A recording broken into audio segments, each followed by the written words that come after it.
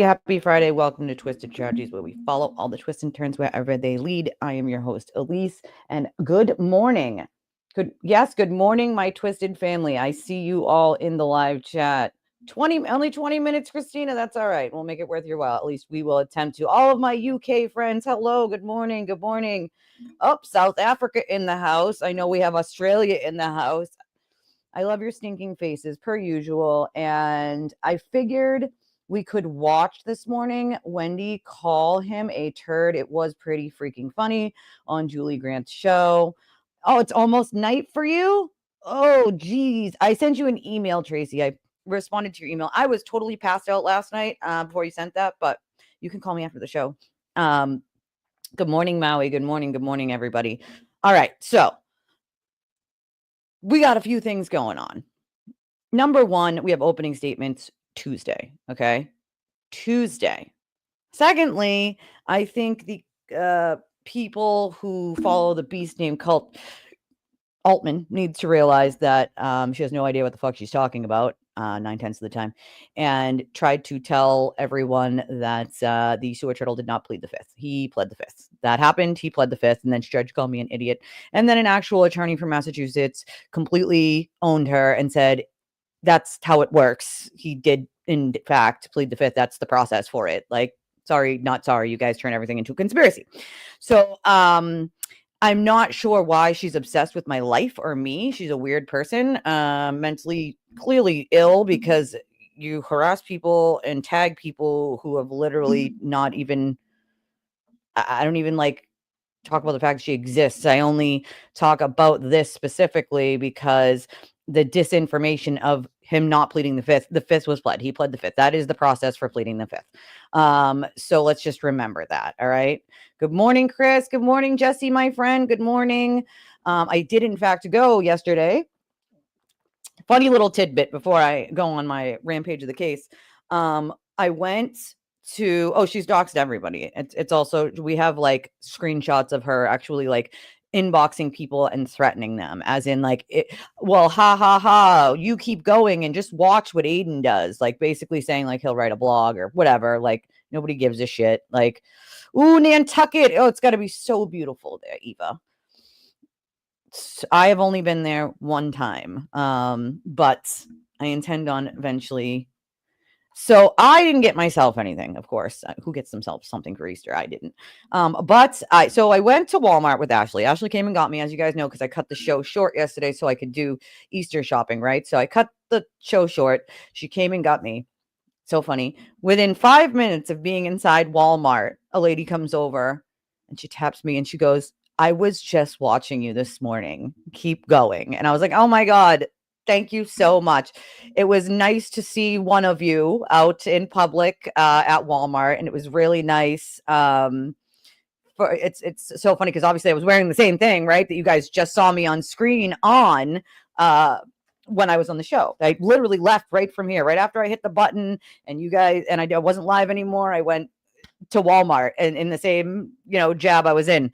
So, it happens to me sometimes when I'm out in public that somebody will either recognize my voice or myself. And, it was so funny. It was super nice, to meet you, even if it was just for 5 seconds. Yeah, I mean, this is what they do, right? Like, well, that's the thing. I dare him to say that he didn't plead the fifth, because if he says he didn't plead the fifth, Hank will just bring that right on back into court. Everybody remember that, all right? So, morning, DJ. Yes, MYB is right. Let's give some likes over here. I was just about to do that little spiel before we get into the case. So, make sure that if you're all here, you hit the like button, the subscribe button. Most of you are already subscribed, as I know. It tells me who's subscribed. So I do know most of you are already subscribed. But for the ones who are watching from the bushes, please hit the subscribe button and the like button. And if you can, obviously only if you can, this is the way to donate to the channel. Funny enough, this morning they tried to charge my card for StreamYard, which is how I stream, and it was declined because I have to like I went Easter shopping yesterday, but I moved money. I put it in my savings usually, so that when I know when to move it over into the checking, so that when I know something's coming out. And or I forgot that StreamYard was due. And also, if it wasn't for you guys, I wouldn't have been able to do the shopping that I did yesterday for Easter, and food for Easter, because I am hosting a friend of mine who doesn't really have a ton of family, kind of like I don't, and hosting her and her children here.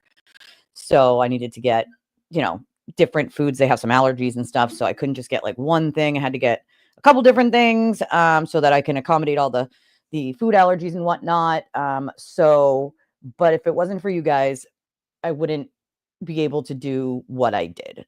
So I show my appreciation always by saying thank you to you guys always. Um, Without you, where would I be? Right. Even the ones of you that watch on replay, right? Like, you're commenting on the video, you're sharing it, and I appreciate you guys more than you know. I feel like sometimes thank you isn't even enough to say for what you guys do for me. But that's all I got right now. All I got is thank yous and lots of love. And I got a couple of emails yesterday from you guys, and I want you all to know, never feel uncomfortable to comment in this live chat. If somebody is rude to you, I will deal with the issue.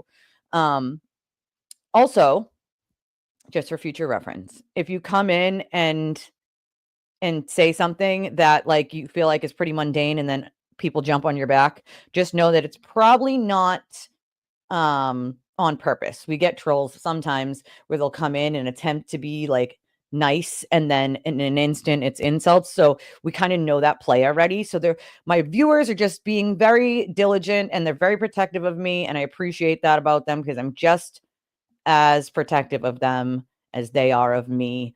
So just know that it's not on purpose. They're just trying to, you know, keep the trolls out, and I will just let them know that you are friendly. So you know, so um well, Altman saying he didn't plead the fifth. I got a screenshot of that. But if he himself, you like the title? You like that, Jesse? If he himself says he doesn't plead the fifth, make no mistake, um, that Hank Brennan will bring that back into court and to the judge and say, Your Honor, now we're going to have to do it in public because this is what he's claiming. So I wish he would, you know, like Monday. What about Monday?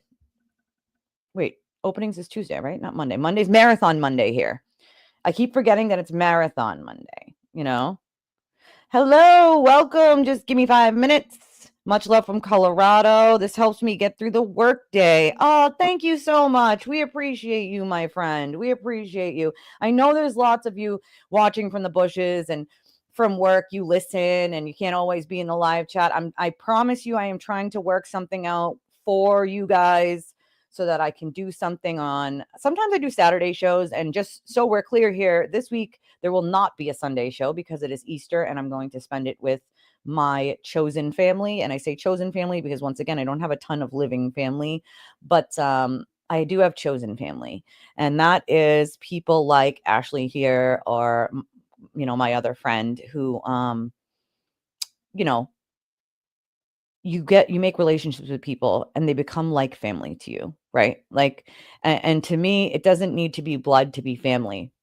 Right? I've lived my whole life with people who my kid calls auntie, who are friends of mine, but have been there since I was a kid. So, just know that there are chosen family members out there in the world, and some of you happen to be my chosen family. And so I'm going to spend Easter with my chosen family, and we're going to have a massive Easter egg hunt for the kiddos that I've set up, because it's going to be their first Easter egg hunt with a really large yard to do it in. And I'm probably more excited than they are about that. Like, because I'm literally like a little kid, literally like a little kid. Like, so I'm probably, oh, something is arriving. Ooh, Monday. Ooh, you know, guys, I'm still waiting for my Justice for John sweatshirt that I got, and it says it's going to arrive Monday as well. So fingers crossed that it arrives Monday, because we have openings on Tuesday, and I would love to wear it for the show then. But now I need to get myself a t-shirt because it's starting to be hot weather out, and you can get Justice for John O'Keefe sweatshirts and t-shirts on the Justice for John O'Keefe page. You can order there in my DMs. Okay, I'll check them. So with all of that said, make sure you hit the like button, the subscribe button. If you want to donate to the channel to help out, help with costs, maybe I make something on top of that once in a while, this is how you do so. Cash App, Venmo, PayPal. I read them, but I don't read your government name unless it's something that we've already read before. I don't read the whole name, that's for sure. I read your screen name. And if you want to remain anonymous, you can just say so. And I will never say your name. And most people here can tell you if you ever say you want to remain anonymous, that's exactly how I do things. Nobody deserves to have their name put out there if that's not what they want. You know, you can support a place and a channel without having your name thrown out there. Some people don't want that, and I can appreciate that, especially with this case. I have never seen something so vile when it comes to a case than what we have seen with this one. So let's just hope. Okay, we have a $15 donation and from Canada. From Nicole. Thank you, Nicole. I appreciate you, my friend. Starting off the show right?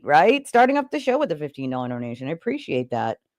That will be going towards more Easter spread for food. I still got to get soda and water. I got teenies. You guys know what those are? Teenies? You guys have those when you were kids? Like, you know, the little like barrel drinks. So they had like a big box of like 40 teenies, and I got those for the kids, hoping that my kids won't drink them all before Easter so that the other kids can enjoy them too. But there was a box of 40, and I think they were like $8 or something. So I got the big box of 40 teeny drinks, although they don't come with the straws anymore. Like, they don't come with the straws anymore. Like, hello, Jennifer. She said, I see how YouTube bombarded with free Karen Read videos. I believe in hope. Jerry sees it this weekend. So appreciate you doing for us that believe she's guilty, by the way, in Sweden. Hey, welcome. You're from Sweden. That's freaking awesome. I don't think we've had a Swede yet. We haven't had a Swede yet. You know what, Jennifer? I'll put it this way. I've been covering this case since 2023. I started to, in the beginning, I believe maybe she could be innocent too. Maybe some shady things were happening, but we were not given the correct information. Actually, we were given disinformation, misinformation, propaganda. Because when all of the evidence actually came out and came to light, as we can see, there is a mountain that she needs to climb. So that's a problem, right? That's going to be a huge problem for Karen Read to climb over. And also on this journey, I've gotten to know people like Chris Albert. Chris is a great guy. He runs his little D&E pizza shop, and they have great food. And anybody in the area, like, if you want to go and support, you can support them by going down there, buying some food. Chris is always very friendly. He's very kind and gracious, and so is his family. Colin is his son, as you know, and poor Colin, what has been taken from Colin can never be given back. It can never be given back. What was taken from him is his college scholarship. You can't get that back to play sports. You can never get that back. Okay? His college whole existence of being able to go away to college and have that experience was taken away from him just for existing. Just for existing. Just for being him. Nobody deserves what they have been through. Paul O'Keefe has been heckled. He has been smeared.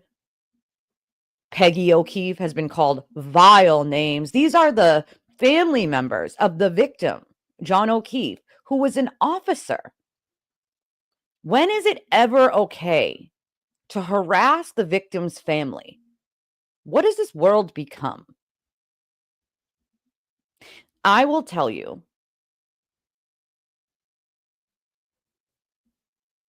Good. Yeah, I have sent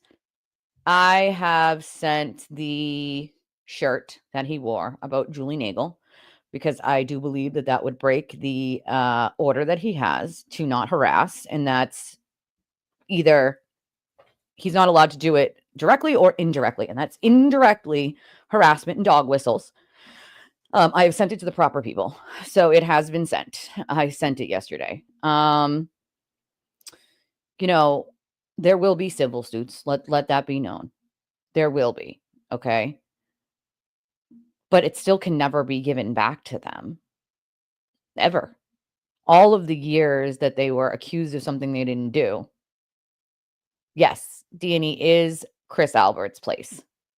I knew a lot of people actually didn't know that recently, so that's why I say it, because some people were like, "I didn't know Deanie was Chris." Yes, it's Chris Albert's pizza place. That's why we went there a couple weeks ago, because we were supporting both Chris and the CPD by buying the pizza from his establishment and having them sent to the Canton Police Department. So we killed two birds with one stone with trying to support a small community that's been torn apart and torn into pieces by a gremlin and a angry drunk woman who doesn't want to neither want to take responsibility. Let's just remember the only person who has pled the fifth in this case is the sewer turtle himself. The only person. And what that means in a court of law is they can't use it against him. But what it means to the public is that he's hiding crimes. That if he was to go up there and answer questions, he could be answering questions against crimes he has committed and F himself over. So, no. His indictments and charges are all the witness intimidation themselves. So he has not actually been arrested for breaking the stay away order. That's a good question, Jesse. And you know what pisses me off the most, okay, is that the law enforcement authorities, I hate to say this because you guys know I'm not for law enforcement and I'm not against. I know that there are corrupt people. I've lived it in law enforcement. I've literally lived it myself. But there's also good officers. My friend's dad was an officer in Plymouth. God rest his soul. He died of cancer years back. But his name was Dennis, and he was an amazing guy. He was a great dad to my friend, and he was just a great officer and person all around. It's people like him that give me a little bit of faith in the system. You know, it's really sad, the shit that we have seen in this case. I can only do so much as one human, of course. Kevin can only do so much as one human. There's only so many of us that exist because most people who jump on this case jump on the she's innocent side because they know that's where the money comes rolling in. They very much know that the money is not here in the she's guilty camp. They know that. They know that you're going to get smeared, harassed, lied about, like you name it, and it's going to happen. Doxed.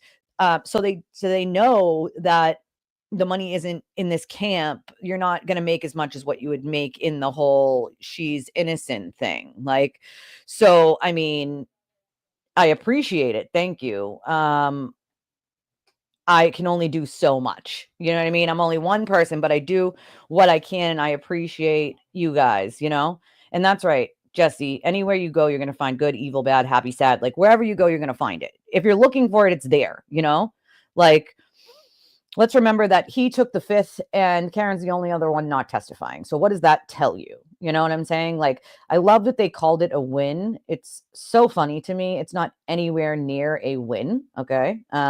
It's a loss. It's a loss for him. He has to spin everything. And I mean everything, including him being in jail. That was a win too. Remember, they have to spin everything. Win, win, win. Everything's a win. Pleading the fifth is not a win. Also, it'll screw you in civil cases. Let's just remember that. Okay. Exactly. Learn the words guilty because that's hopefully what we're going to hear. Nelson said, watching Unity walking out of the 416 motion hearing is stranger and stranger. He did not speak to any of his co-counsel before leaving. I know. I'm going to find out what's going on with that. He's not allowed in the courtroom when it comes to any of those witnesses, but he will be now because now he's not part of the sequestration order. So now he'll be allowed in there as long as he's in the, media pool lottery.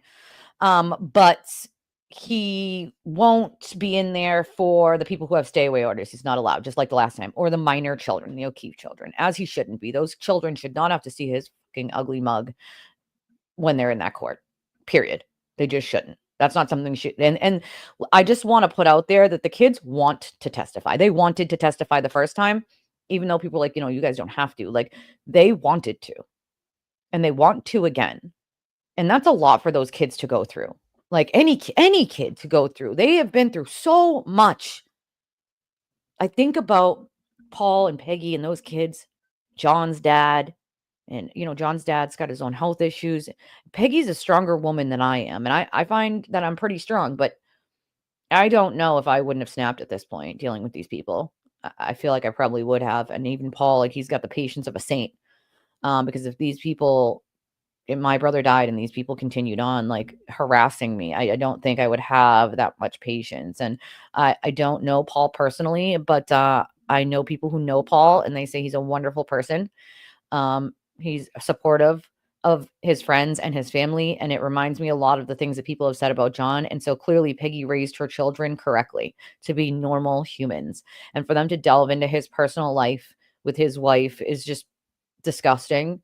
That's his personal business and nobody else's, and I can't imagine going through what any of them are going through, including his wife. I mean, it's a lot, you know? Yeah, so the defense has all of that, Eva. They have everything that the Commonwealth has. They have to. It's part of, how a trial works, reciprocal discovery. Everything that you're going to bring into a trial, both sides have to have, you know?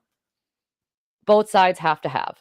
So they have it. Both sides know what's coming. The defense knows what's coming. Have you guys noticed how uneasy they look lately? That's because they know every piece of evidence Hank Brennan is going to use. They don't know what way he's going to ask the questions, but essentially they know every piece of evidence he is going to use against Karen. So,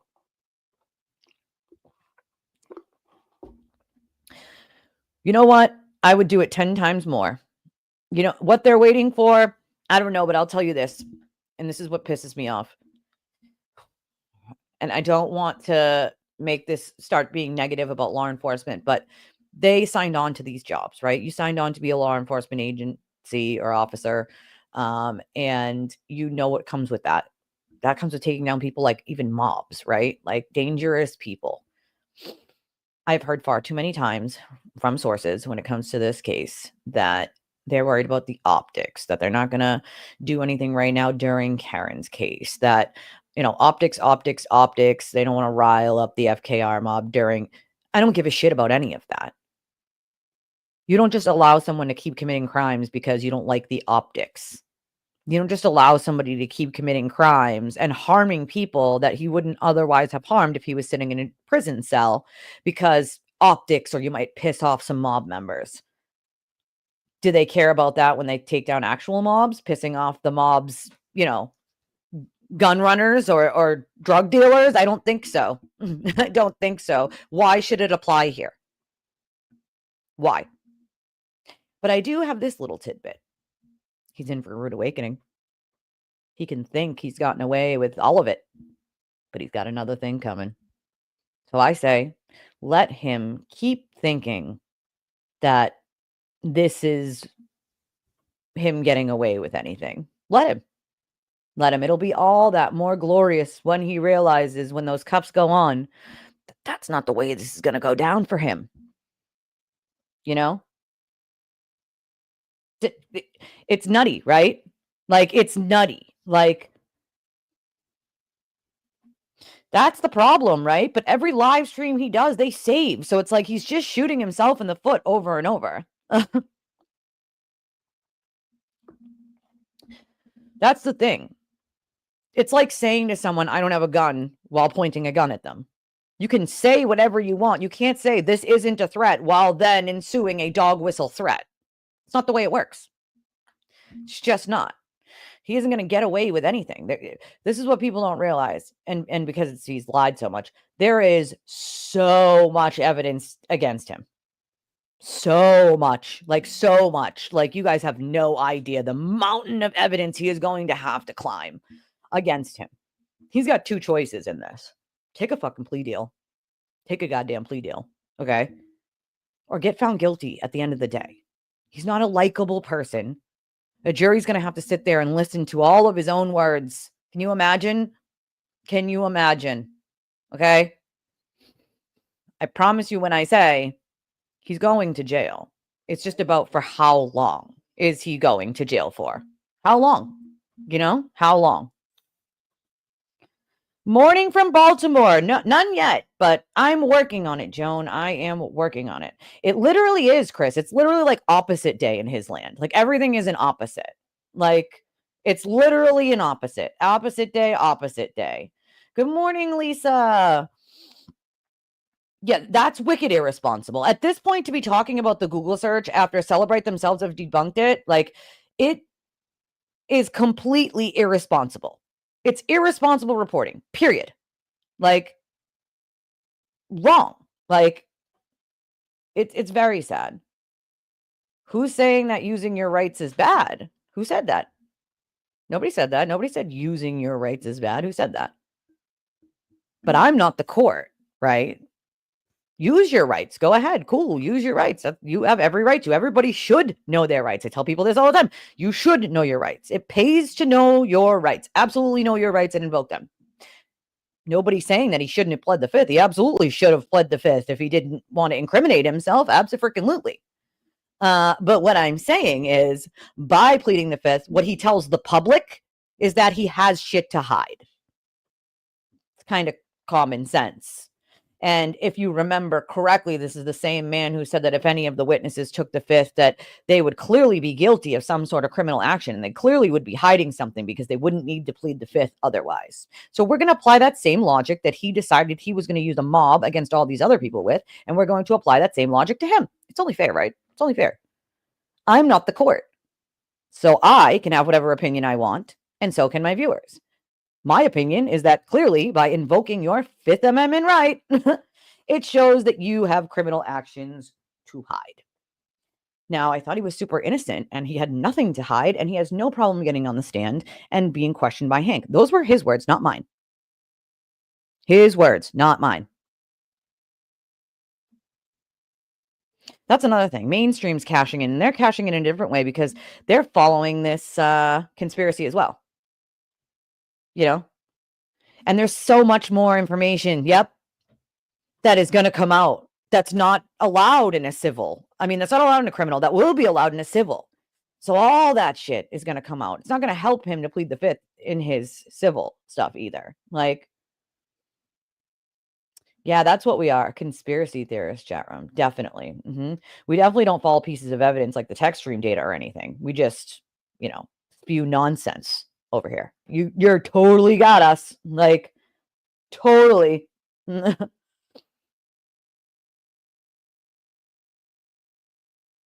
Yeah, he was saying that the company didn't exist, blah, blah, blah, blah. Karen Reed is not innocent. Sorry to tell you. I'm sorry to burst your bubble on that one. She's definitely not in my opinion. She's got a ton of evidence to climb. Tell me how the text stream data shows her backing up at 24 point something miles an hour for 60 feet at the exact same, within seconds of John's phone, stop moving forever. And he's found in that exact same spot at past 6 a.m. I'd love to know how she gets past that. I mean, you could just scream butt dials to the jury and see if that works, but for some reason, I don't think it does. Like, yeah, if this was Texas, or Florida,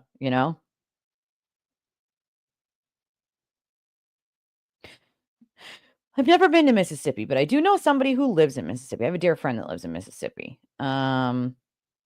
And I will have no, if she gets, she might just very well be charged as well with witness intimidation. You never know. There could be some sealed indictments, maybe, like sealed indictments are a bitch, Well, that's the thing, right? Like, consequences need to happen because if it was me, you, or anyone else, they would. So they know what's at stake, like, Montana, Jen did check on her family. She went into the house after law enforcement safely got there.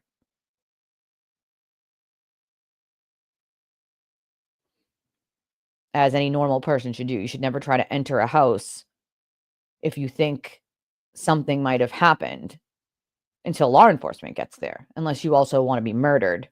If you think someone might have broke into the house or something awful happened, why would you enter the house without law enforcement? If you're on the phone with 911, would you not wait the 3 minutes for them to get there? I think you would. I would. Yes, I would be concerned, but I also got to deal with the person who's not breathing on the in the snow on the lawn. Like, well, that's because he's not. He's not. He's a propagandist. Journalists actually have ethics. They speak to the other side. They get information. He doesn't do either of those things. He just spews whatever people tell him. Like, for anybody to act like they should know what Jen should have done or didn't do is ridiculous. Like, Ryan Nagel testified that he didn't see John in the car. Doesn't mean he wasn't in the car. Doesn't mean he didn't just stepped outside of the car and you didn't see him on the other side of the car. Karen's got an SUV, so you never know. Either way, just because he didn't see him doesn't mean he wasn't there. His phone says he was. So does the phone data lies now too? Witness, by the way, like eyewitnesses, memory degrades over time. I think Alan Jackson was the one to point that out. Memory degrades over time. So even if he had seen him, he might not remember now. And if he didn't, that doesn't mean he wasn't there. Just because he didn't see him doesn't mean he wasn't there. Also, like I said, the phone data proves that he was right there. So you don't have to watch. Isn't that about a bitch, right? Like, you don't actually have to watch. You can do this thing called clicking back and back out.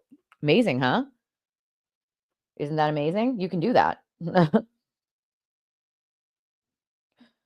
And that is exactly the problem, right? Dixie Doodles. Yeah, I always do, Casey. When I hit a nerve, they come in and think that they're like doing something by doing finger push-ups. I don't know. Like,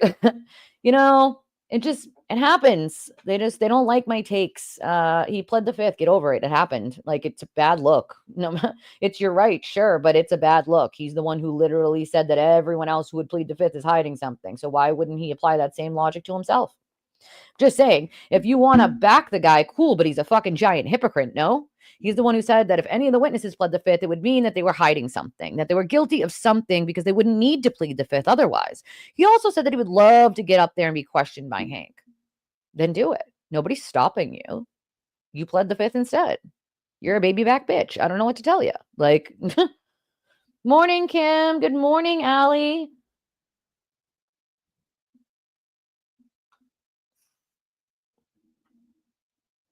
They do know that. It's just about ignoring pieces of evidence, Well, that's the thing. He acts like he can't make money if he doesn't cover this trial. What is he going to do when it's over? What's he going to do when it's over? Talk about it for another 3 years? He's not a true crime channel. He's not going to move on to a different case. You know what I mean? Like, we have the Idaho 4 coming. We have all the Menendez brothers, hopefully are going to be resentenced or not. I don't know. They pushed it off from yesterday. So we'll find out what goes on with that. But we have other cases to cover. He's not a true crime channel. And then you see how many new, like brand new YouTubers are just jumping on it now, jump over to the conspiracy side because they all want a piece of that cheese. And, Sewer Turtle wants the cheese to stand alone. That's why he attacks them, because he thinks it will knock them off his giant money block. Like,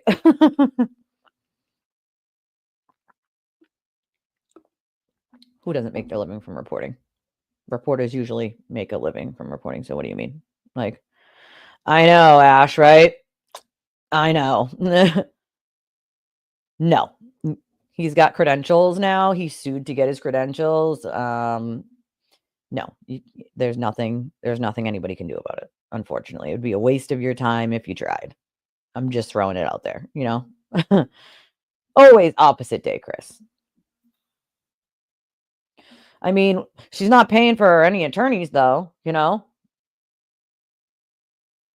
Oh my God, that is the funniest thing I've literally ever heard. Dennis, honey, let me just let you in on a little fact here real quick. The federal investigation found there was no conspiracy and no cover-up, darling. None. Zero. And they had way more information than any other entity on the McCabe's and the Alberts. Just so you know, nobody else is going to be arrested. Nobody else is going to be indicted for the murder of John other than Karen herself. And I know that's probably hard for some people to swallow, but there is zero pieces of evidence that anybody besides Karen committed the crime. The federal investigation cleared everybody except who? Except Karen herself. I'm sorry you guys are having a hard time with the fact that the federal investigation is over. It is over. It has been over. The fact that you guys want to keep going on that like magically some federal investigation isn't over, it's over. They've already said it in open court. You guys can keep denying it until the cows come home, but you just look silly. Like, you just look silly. They cannot say something in open court and make representations to a judge. The defense knows it's over. They also got notification, okay? It is over. Nobody else is going to be arrested for any murder, and this is half the problem. This is the stuff that I won't allow in my chat. I do not allow people talking about the witnesses as if they have been arrested and charged. They have not. They're innocent witnesses. And it's all they are. Innocent witnesses. That I will not put up with. We don't accuse people who have not been charged with a crime. If they were charged, let's talk about it. They have been charged with no crime. There have been 0 pieces of evidence to prove anybody except Karen committed the crime.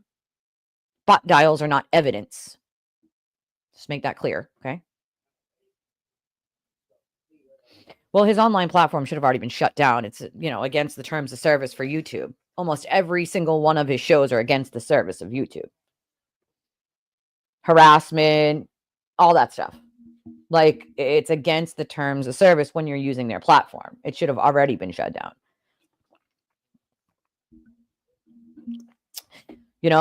That it raises serious concerns. Witness intimidation, jury tampering, all of it.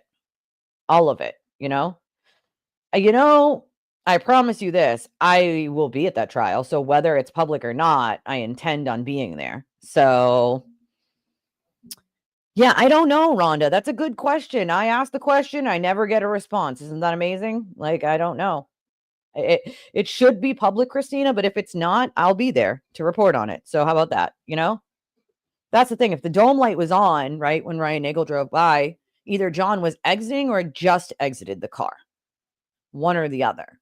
Because unless she turned on that overhead light herself, which I think, again, we would probably know with the tech stream data whether she did or not, that's an indicator that the door had been opened, right?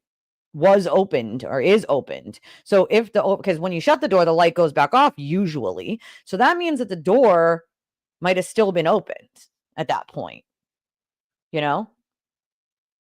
That's not out of the realm of possibility, No, I'm still looking for it. I'm still me and Freak have been looking for it and looking for it. The problem is I need to turn on the transcripts on my thing to be able to find it in my stuff because I covered it, so it has to be in my live stream. So I got to turn on the transcript thing so you could try to search for keywords because I don't have time to sit and watch 4-hour streams. And if you skim them, you might miss the part. So like, I think that's the problem we're having is like skimming and then missing the part where it's at. Like, I'm trying to nail down the exact part of where it is, Let's see.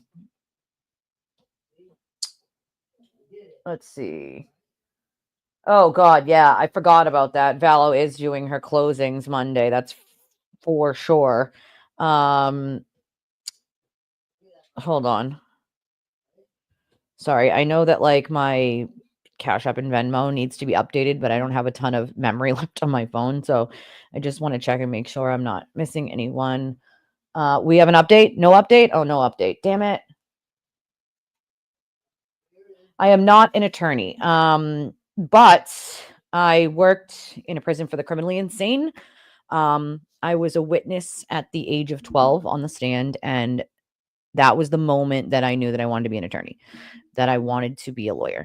And so from that day forward, I literally spent all my time reading and figuring out the law. And as I moved forward in time, fast forward to when I was in college, my oldest daughter was born and she's got a rare terminal illness. So unfortunately, my path sort of obviously focused back onto my daughter instead of finishing school. So I did not finish school, but I will tell you this, I've worked in the system a while. I've studied law extensively. I've sat in on trials. I once was a criminal myself. I have been 18 years sober from opiates, and I sat in my own criminal hearings, for petty crime, but like, possession and stuff. But I then fast forward in time, became a volunteer advocate back then, and I sealed my record from way back then and everything except for like two stupid things. I sealed the record, and I worked in the jail. So I have a lot of experience with the law.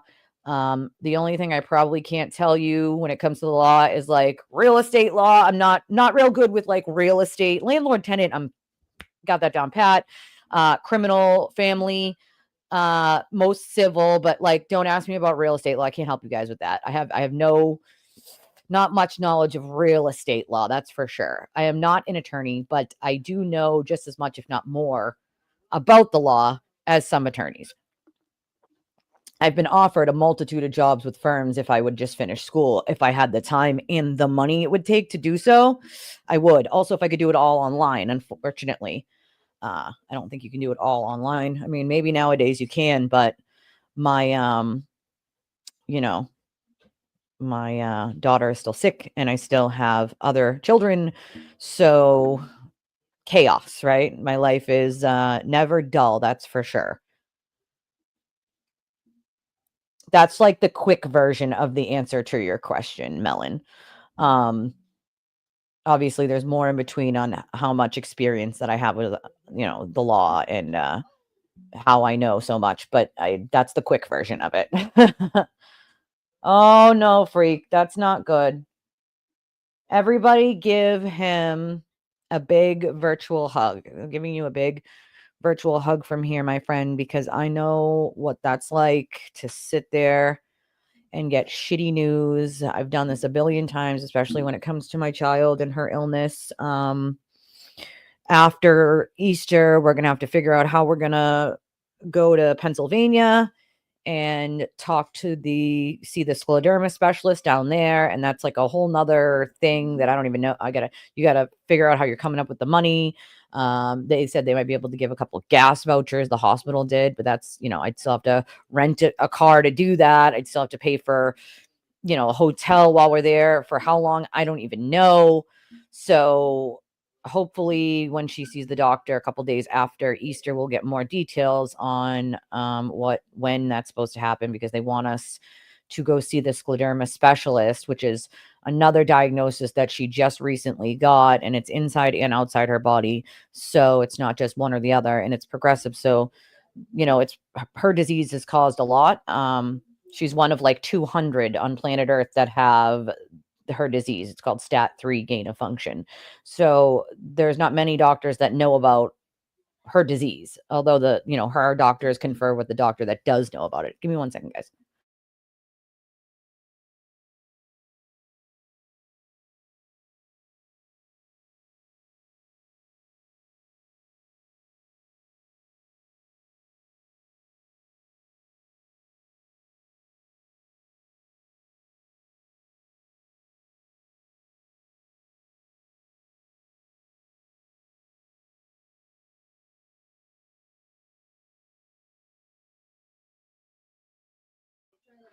Um, yeah, I mean, everyone's part of the conspiracy, right? Someone came into Kevin's chat the other day saying, "Shut the hell up, you idiots." See, I mean, I don't know why they waste their time with the finger push-ups, honestly. Like, you know, but everybody give Freak a giant hug. That's my buddy. That's my pal. I wish you didn't live so far away, my friend. You know, I wish you didn't. I'd come over and make you lunch or something, make you laugh.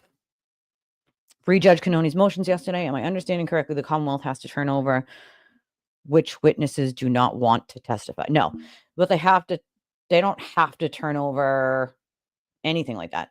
What the defense was whining about was they thought that they had the right to know why the Commonwealth, why witnesses don't want to testify. I would guess people like Steve Scanlon, like, right? Because he's going to be harassed into oblivion. That's why, because we know what happened to the people who testified last trial and had to take leaves of absences as first responders from their jobs for being harassed by the cult. And so that's a very real possibility of that happening to every single person who testifies, as it did last time. So, I mean, like he said, like, it's kind of obvious why some of these people don't want to testify, right? Like, like, but the Commonwealth um still has to tell the defense, like, what, if someone's not testifying, they have scheduling, so they have to schedule who's going to testify when, in what order, blah blah blah blah blah. So the defense thinks that they have a right to certain information. The Commonwealth says they don't, and really they don't. So I guess the judge will decide what, if anything, they need to turn over. But as far as I understand, with the law, there's nothing that they really need to turn over. Like, there's nothing. Hold on, guys.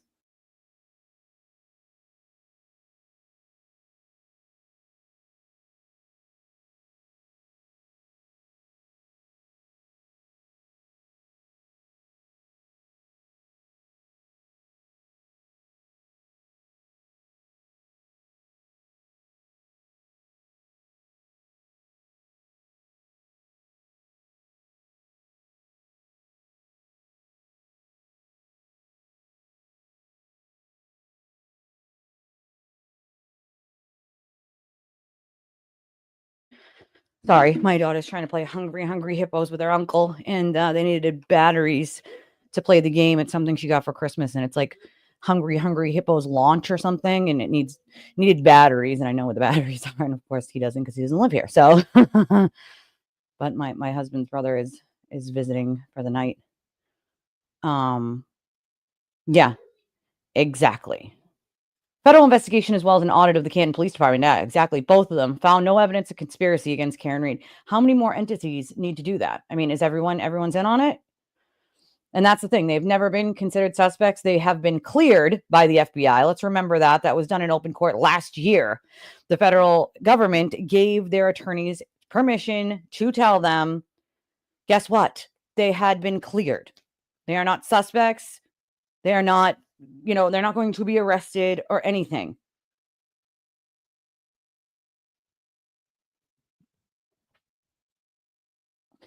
Those are tough. Missing children's cases are extremely tough because they're children, and a lot of people always blame the parents, and I find that really shitty, like, there's as a parent myself, and as a parent, you guys are parents, right? As some of you guys can sit there and say, like, you know, it takes seconds for something to happen. I remember going to the bathroom when my middle one was a baby. I literally kept the door open because it was just me and her in the house. She was 2 or 3 at the time. And it took like 30 seconds to pee and wipe myself and wash my hands real quick, like maybe less than a minute. Okay. And by the time I had just walked away from her to go to the bathroom, okay, and went back, she had almost a full carton of eggs on the floor, and she was going like this, smashing them on the floor. Dee, dee, dee, dee, dee. She's playing. And I'm like, for the love of God, I can't even pee for 1 minute. Things happen extremely fast. I can only imagine some of these parents blaming themselves. Didn't I say that though? Didn't I also say that? Or maybe you didn't listen. I definitely said, or she could have turned it on herself. See, that's what happens when you don't listen and you just come in here to like insult and troll. I definitely said she also could have just turned it on herself. We will find out from the text stream data, hopefully. Definitely said that. But that's, I guess, what happens when you don't listen. Like, who made stuff up? I mean, other than a giant conspiracy, who made stuff up? We know what we know. What do you mean? What do we know? We know that the data from Karen's car shows that she backed up 60 feet at 24 point whatever miles per hour. And that seconds after that, John's phone stops moving forever in the spot that he is found. We know that as a fact from the data. So that's something that we know and we've talked about numerous times. Like, yeah, I'm sure any car takes a few seconds to shut off after you've shut the door. You know what I mean? Wait a second. Rhonda said, apparently the judge has ruled the defense can't talk about any third-party culprit now in opening statements. Yeah, she told them that last time too. They weren't allowed to in opening statements last time either. So, that doesn't surprise me. Like, What? What? Like, there's documents of things to back things up. You realize that, right? Like court documents, pieces of evidence. Like, I don't have to say it. Go look for yourself. Val is not calling any witnesses. Didn't she already? Or they weren't served or something like that, I heard. Like, oh, is that your problem? That's what our side does. I find that's funny considering you're talking about the other side of people who are claiming there's a 100+ person conspiracy, and Proctor planted a taillight at a place that he never was, right? So please save the pearl clutching and nonsense and misinformation for the free Karen Reed side, because over here we work with evidence, and the evidence is Karen's taillight is found at the scene underneath snow. John is found at the scene with ground underneath him, not snow, ground, with a ton of blood all around him and on him. Also, like I said, her car shows that she backed up at 60 feet at 24 point something miles per hour, right? Okay. Then John's phone stops moving forever seconds later and is found exactly where he is found. Gee, that definitely says someone else did it. Those are facts. Those are pieces of evidence, just like Karen's taillight being broken at 5 and 8 in the morning.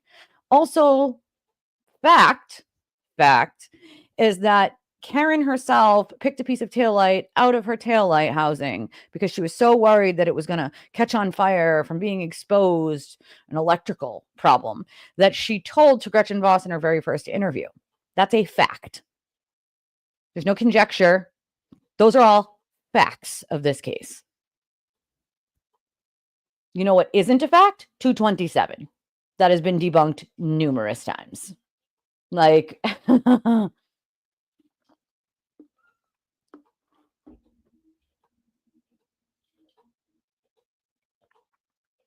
Ashley's the heroic moderator. Hey, you're both very good moderators.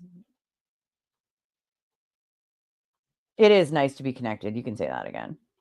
Oh my God, it is over. I'm sorry that you didn't know that. It's over. It is over. OVER, FBI, done, over. Investigation closed, darling. I don't know where you ever got the idea that it wasn't, but it is done. It is done. Over. Over. And if you're going to call people stupid, then you're not allowed to be here. It's that simple. Teamwork. Yeah, exactly. It makes the dream work. Yes, the kids are going to testify again, as they wanted to last time. I know, it's like Google's broken for them or something. Like, it's over. It's absolutely over. Hold on.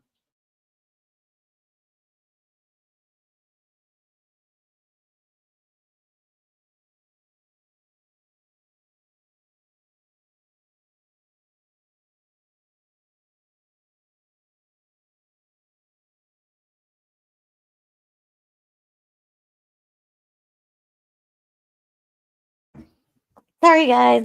Being a little loud in my living room. And I'm like, Jesus, you guys are so fucking loud. It's amazing that they seem to think that it's the same investigation. That one's over. Done. I don't know.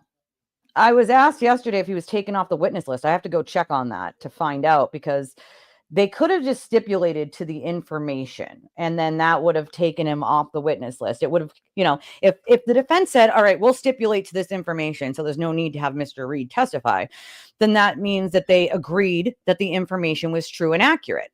So there's a very real possibility that they could have just agreed that some sort of information that they were going to ask Mr. Reed is true and accurate. That way he doesn't have to testify. Okay, so what the judge decided on ARCA. So what they decided on ARCA was that yesterday the judge decided that, because the Commonwealth was saying, like, listen, we knew this was going to happen. We knew they were going to play these games and not give us things and try to give it during trial, and that's unacceptable. It puts the Commonwealth at a disadvantage, and it does, okay? Because then the Commonwealth has to try to give the ARCA findings to their experts to debunk once again, and then have their experts, or if they need a new expert, testify to why and how it was debunked. The problem with that is if you've already had your expert up and you have to recall them, right? That's a problem. Like you may not be able to get them back to do that. Or if you needed to change the order of how people testify due to the information they had. So what the judge said was this. The judge said, they're still going to be able to testify, but ARCA is going to have to tell Mr. Jackson and his ridiculous team of throwing spaghetti at the wall idiots that whatever testing you're doing right now, currently, and that you intend on using in this trial, you need to tell the Commonwealth about it by the 18th. That's today. Okay. So by today, and then something else by the 24th, 22nd, something like that. Basically, all the information by that date they need to have bills, text messages, inducements. ARCA is going to have to provide what they have on their end of text messages, call logs, all that stuff between them and the defense. And then and that's the thing. We don't know. Hank Brennan could have something that proves that they're lying. And if they don't produce everything, he very well could have information that he got from a TUI request that shows everything or any communication that they had. And if they're hiding something, he'll be able to be like, really? Because I have this. We don't know. There's a very real possibility. But what we do know is that now the judge has ordered that ARCA hand over everything that they have that has anything to do with the defense, and the defense has to hand it over if they haven't already, and that they also have to tell the Commonwealth what tests they're doing right now and what they expect in their reports, because the Commonwealth has to know how to counter that, right? Whether it's hiring another expert for whatever tests they're doing or having their expert do that test as well to see what their results would be. So that's basically kind of what's going on. It's not really extra information that the defense wants to bring in. They're just currently doing some sort of testing, or ARC is doing some sort of testing currently. And they didn't want to tell the Commonwealth what that was. Well, unfortunately, we're almost at trial. So if you want to be able to use it, the Commonwealth has to know what it is so that they can then counter it. And this is something that Hank Brennan has been bringing up for an extremely long period of time, because this is how they tried it last time. The defense tried to do ambushing last time and they got away with it. And he's not putting up with it this time. Like, motion on the docket from the Commonwealth about the defense's opening statement. Oh, Will, can you send it to me on X, Maui? The option with the fewest assumptions about the interior light is probably the truth. And the light comes on automatically with the door, and we know he got out. Don't have to assume she turned it on. Right. I mean, I'll always throw both things out there. She could have turned it on and he could have opened the door. Either one. But if you don't listen to what I say, and then you say that, like, I reached because I didn't say it, I did say it. You just didn't listen. You started typing too fast to try to insult rather than listening. See, that's the problem. Like, when you come in here and your intent is to just be a jerk and not actually listen and see if you can get more information, that's what happens. And then you make yourself look like a fool, because I absolutely said she could have turned it on. Those two things, obviously one of them is true. I mean, the aliens didn't turn it on, right? So and that's another thing. Like we said, her SUV recorded that strike at 12:32:12. John's health app data stopped recording activity for the final time at 12:32:16. That's 4 seconds. 4 seconds. You have time to go in that house in 4 seconds, please? I mean, yeah, she said that, but it's not going to go with the rest of her statements is the point. So, you know what I mean? Yeah, they went bye-bye. Yeah, they're teens now, but they're still kids, you know? Like, well, that's usually because if they're being rude, they get banned. Or you've probably already blocked them, Eva. I am. Yeah, I'm behind in the chat. So they probably already taken care of. Yeah, the 24th, whatever day it is. I can't remember specifically. It could be the 21st, 22nd, whatever day it was. I'd have to go back and look at the paperwork. Okay, the 21st then. That must be the day. I'd have to go back. I only like read it briefly, so I knew the 18th was a day because it rang in my head as Friday, Good Friday, which is, again, happy Good Friday, everybody. I forgot today. Yes, it's Good Friday. I remember reading it, but I didn't remember the specific date, but you are probably right. It's probably the 21st. I knew it was the 20 something, you know. Um, 18th, 21st. Okay, yeah. Both deadline dates. Yeah, I have so much information here that sometimes I do need to refer back to like the documents because I can't just hold that much information all the time. I can hold a lot, but I am not Superwoman. I can only do so much. Like Casey said again, they didn't have to wait for ARCA, and that they didn't have to. I understand they wanted to, and okay, cool. You want to use the same people you used last time. I probably might have too, but they didn't have to wait. They could have used anyone. They could have used anyone. And it also goes to the good question of why didn't they? Why didn't they ask someone else? Why not? Like, is there a reason? You know what I mean? Like, is there a reason? Like, hold on one second, guys. She gave them an open-ended date for testing. They just have to turn in what yeah. So it's what they intend on. It's not that they have to finish the testing by that day.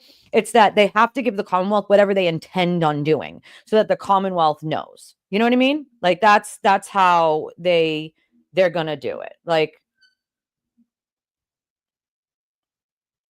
oh, thank you. We have a $50 donation from Tracy. Thank you, Tracy, so much. She said, I contribute to every live stream I manage to catch no matter which side. Grab a coffee for you. I will. I will actually probably use this for coffee during the trial because somebody else sent me one in a gift card to Dunkin'. And so I'll use that for my food.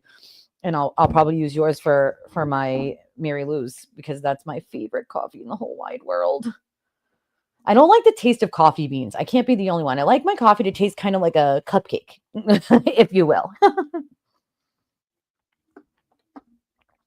Didn't Karen say she wasn't drunk? She only had 4. Yeah, she said 4, but then that changed to, God, in the documentary, I feel like she said 6 because they were like dropped into a drink or something, but it was the same drink. Something like that, she said. Did you hear the former juror Ronnie's interview on Court TV says he still doesn't know if guilty? I did not see that one. If you want, can you send that to me anyway? I would like to watch that. Yeah. Oh, you poor thing. You poor thing. Oh my God, you poor thing. I don't know if I could do that, Tracy. You have to be stronger than me to be able to do that. Like, and believe me, I've listened to both sides. I literally was both sides. Okay. I've been on the other side of this. And so like I have listened to both sides myself. And at this point now, like where we are now, I literally can't even do it in some places because the misinformation, the disinformation, the pieces of things that are completely and utterly false that even Karen herself has debunked. Like, where's all the blood? How many people do you hear? Like, where was all the blood? Where was all the blood? Like, we know for an absolute fact because Karen herself, and I have the screenshot somewhere. I have to find it so I can pull it up for you guys. Most people saw this when Karen wrote it. So it's not like just me, like literally FKR people saw it when she wrote it from her own profile. Like she literally said, I don't know where people came up with that theory of where's the blood. I was like, there was plenty of blood. I was covered in his blood. Like, so I don't like still know where people are getting like, where was all the blood? Like Karen herself said there was blood. I don't know where people came up with that where's the blood thing. She also doesn't know where people came up with the thing about Colin because there was no sort of bad blood between Colin and John. She herself admitted that that's not true. Like, so, oh my God, you poor thing, 16 hours. I mean, to be fair though, that probably would have kept me awake. No doubt though. No doubt. Like when I drove to Florida the last time, a couple years ago, my oldest couldn't come because of her medical stuff, but she stayed on the phone with me until like 4:30 in the morning until I hit Virginia because we leave at night. So I left at like 6 or 7 at night from here because then you can cruise through New York with no traffic. So we did that. And I drove from like here to like, I wanted to get to Virginia before I switched driving and went to sleep. And so I got to like almost Virginia and she got off the phone with me at like 4:30. I'd stopped and got like a espresso because I never drink espresso. So I got an espresso and then I grabbed a bunch of sugar packets because I was like, oh, if I start feeling like I'm tired, like, oh, you did? Okay. Also, I want to show the thing from Court TV with Wendy on it. I saw it this morning on X and I can't remember who posted it. Now I'm running around in circles trying to find it like on X because I know I saw it. I literally watched it and was like, okay, this is what I was looking for. Let's see. Come on, come on, come on. Let's see. Why isn't it showing me? Did you, hold on, let me refresh this and see if it pops up now.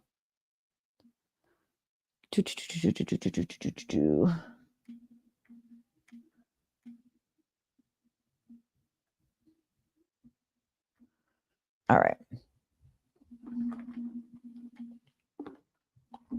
Galaxy far, far away. That's funny. Where the heck is it, man? I feel like I could scroll forever on some of these things and just find, let's see. God damn it. I'm running out of places to. Either you posted a lot of stuff or it's not popping up. One or the other. There's a lot of really good stuff you have on here, Maui. I don't have time to scroll forever, unfortunately. I want to find Jams. That's who had it. Thank you. Jams had it. Yep.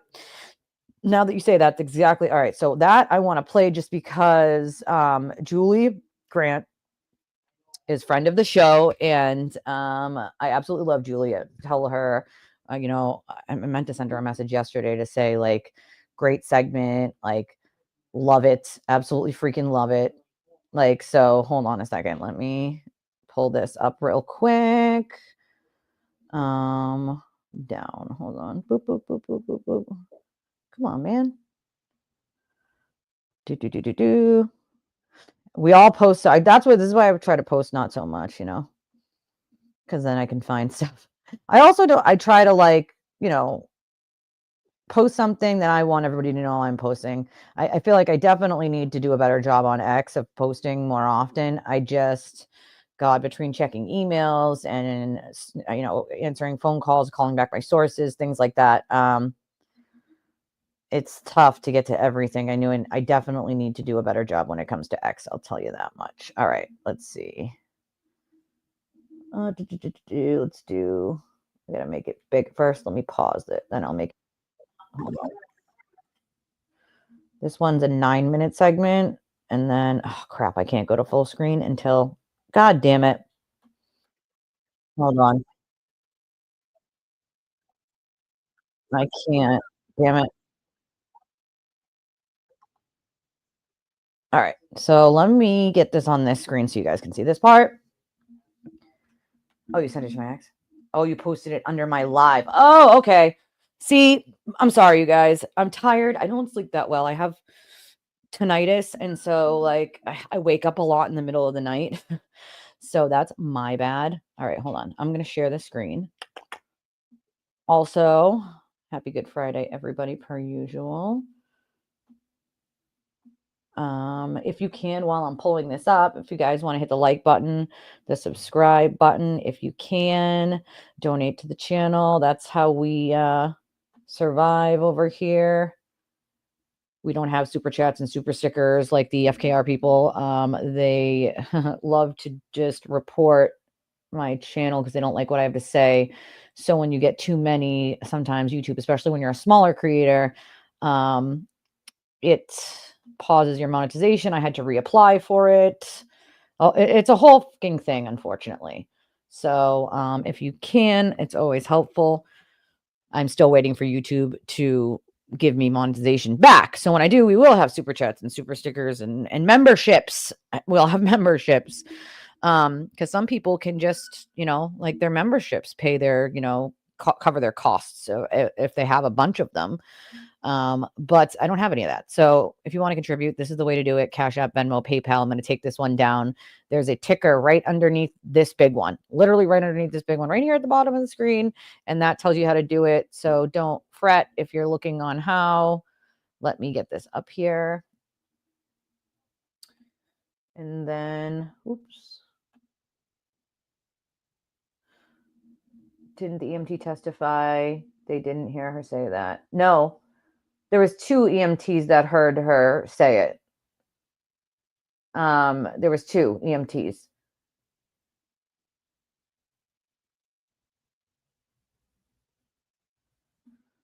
There was 2 EMTs that heard her say it. They both testified to it in the trial. Casey said, per Christina Rex, Commonwealth says the single image defense wants to show the jury in opening is the picture of John's arm. I just hope it's not the Photoshop version. Well, that's, I think, what Hank's going to make sure that it isn't the Photoshop version. Because I literally was just thinking that like 3 minutes ago. Like, I hope Anne is okay. I'm going to try to check in with her, like, email or something. Oh, yeah, that's right. By the way, Rhonda here is looking if anybody wants to send the best wishes to the O'Keefes, if you make a short video and send it to Rhonda, or you can send it to me and I can send it to her on Facebook. She's going to put together a video. She's done it in the past for the witnesses and for Kevin, and I think that's really awesome. I would be touched to get something like that, so I know that they'll be super, super happy. And so if anybody wants to, can send a small clip of yourself, and you don't even have to be your face. You can just do your voice if you want. And Rhonda's going to put together a video to send to the O'Keefes. And it's only going to be private to them. So yeah, you can join the support for John O'Keefe's Friends and Family Facebook page. You can find her there and send her the clips so that she can make the video. I'm going to send mine to her later. And I know I've spoken with Rhonda. I know her a little bit. So she's safe. She's a safe person. She's not a troll. She's not a random person. So yes, absolutely. But if you want to, please try to get them to her today, because I know she's trying to finish it up.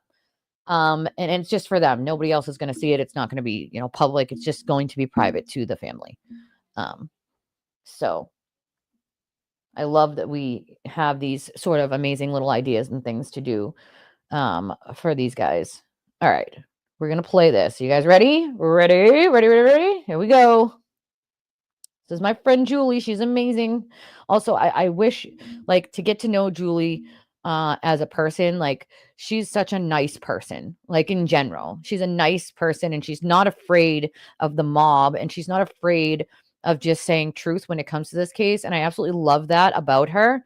I love that she has people like Wendy on. I texted Wendy yesterday to say, Wendy, I was getting so many messages from you guys about what Wendy said and how funny it was. And I was like, Wendy, everybody, my viewers are like laughing their behinds off. They absolutely loved your comment. And she said, thank you. And, but I love that she has people on that, like, I know, and that I know what they're talking about, like Wendy and John DePetro. I've met him twice. He seems like a very nice guy. He's very intelligent. I've never met Matt Timpanic, but I do follow him.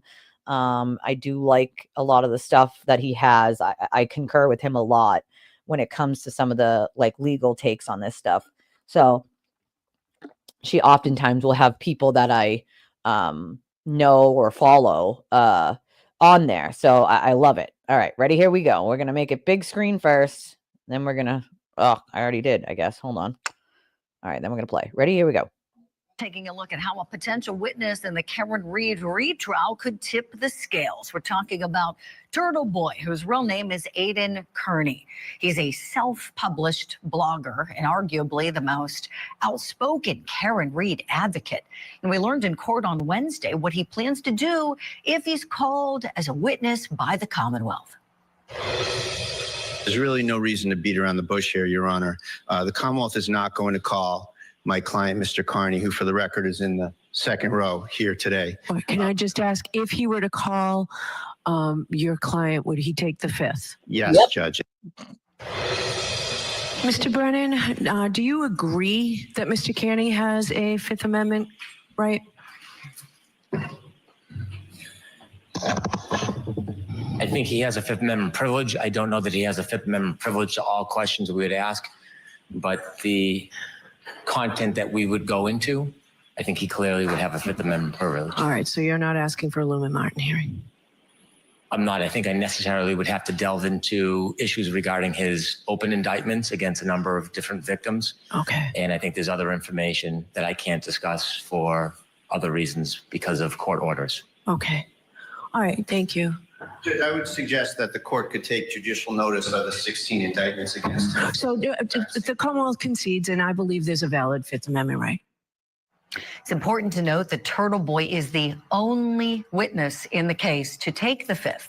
None of the innocent witnesses that he is alleged to have intimidated have taken it. Every single one of them has testified, and they will all do so again. So what does that tell you about Turtle Boy? Let's talk about it. I want to bring back in attorney Wendy Murphy and attorney John Phillips. Wendy, starting with you, the turtle's going to hide inside of his shell at the trial. Your thoughts? That was a good one. Can I refer to him as the turd instead of the turtle? Because I'm trying to be as polite as I can without offending everybody in your audience. And, you know, the words that I'm thinking of using are probably objectionable. He is the most repulsive, harmful, destructive force in this case by far. Now, let's just be clear. I respect that he has a right to assert his Fifth Amendment privilege against self-incrimination. It's an important constitutional right. But what that means to us in the public is we can and should infer that he is hiding evidence that proves he committed crimes. You know, let's just be clear about that. Innocent people do not invoke the Fifth Amendment. Now, let me be clear. When I say innocent, I mean people with nothing to hide, because as the judge made reference, and you heard it in that clip, if the prosecutor thought that his invocation of the Fifth Amendment was not in good faith, that he was just doing it as an excuse so he could sit in the courtroom and pretend to be a reporter, they would have had a hearing.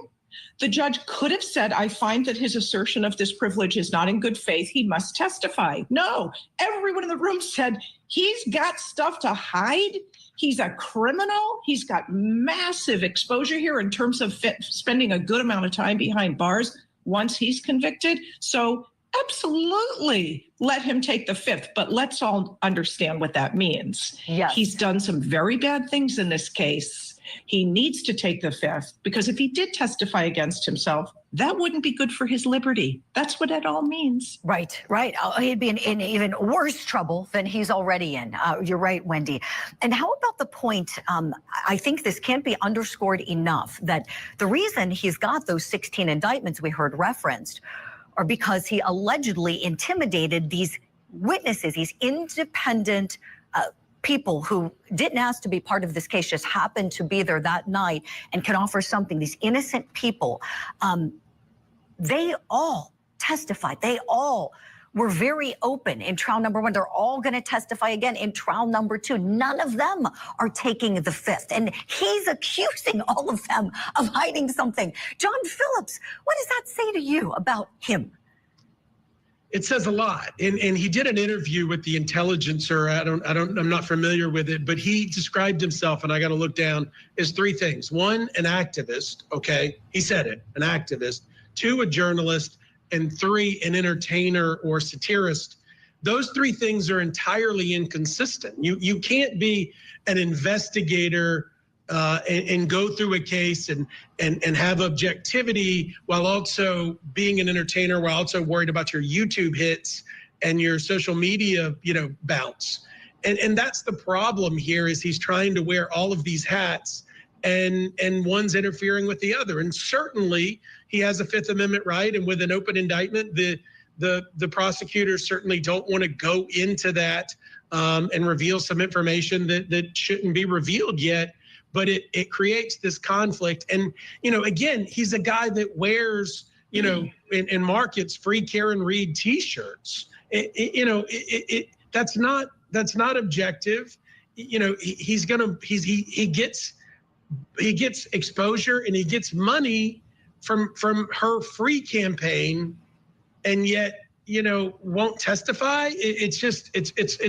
It's gross where we're headed with social media and podcasters, interfering with court. Right. You're so right, John. I have seen so much more disinformation about this case, disinformation and misinformation about this case than I have any other one I have ever covered. This has been the most vile case for so many reasons, and the victim has gotten lost. And I know you both appreciate that so much as you are advocates for victims. And when we think about what this is really about, this trial has turned into a shameful circus. It really has.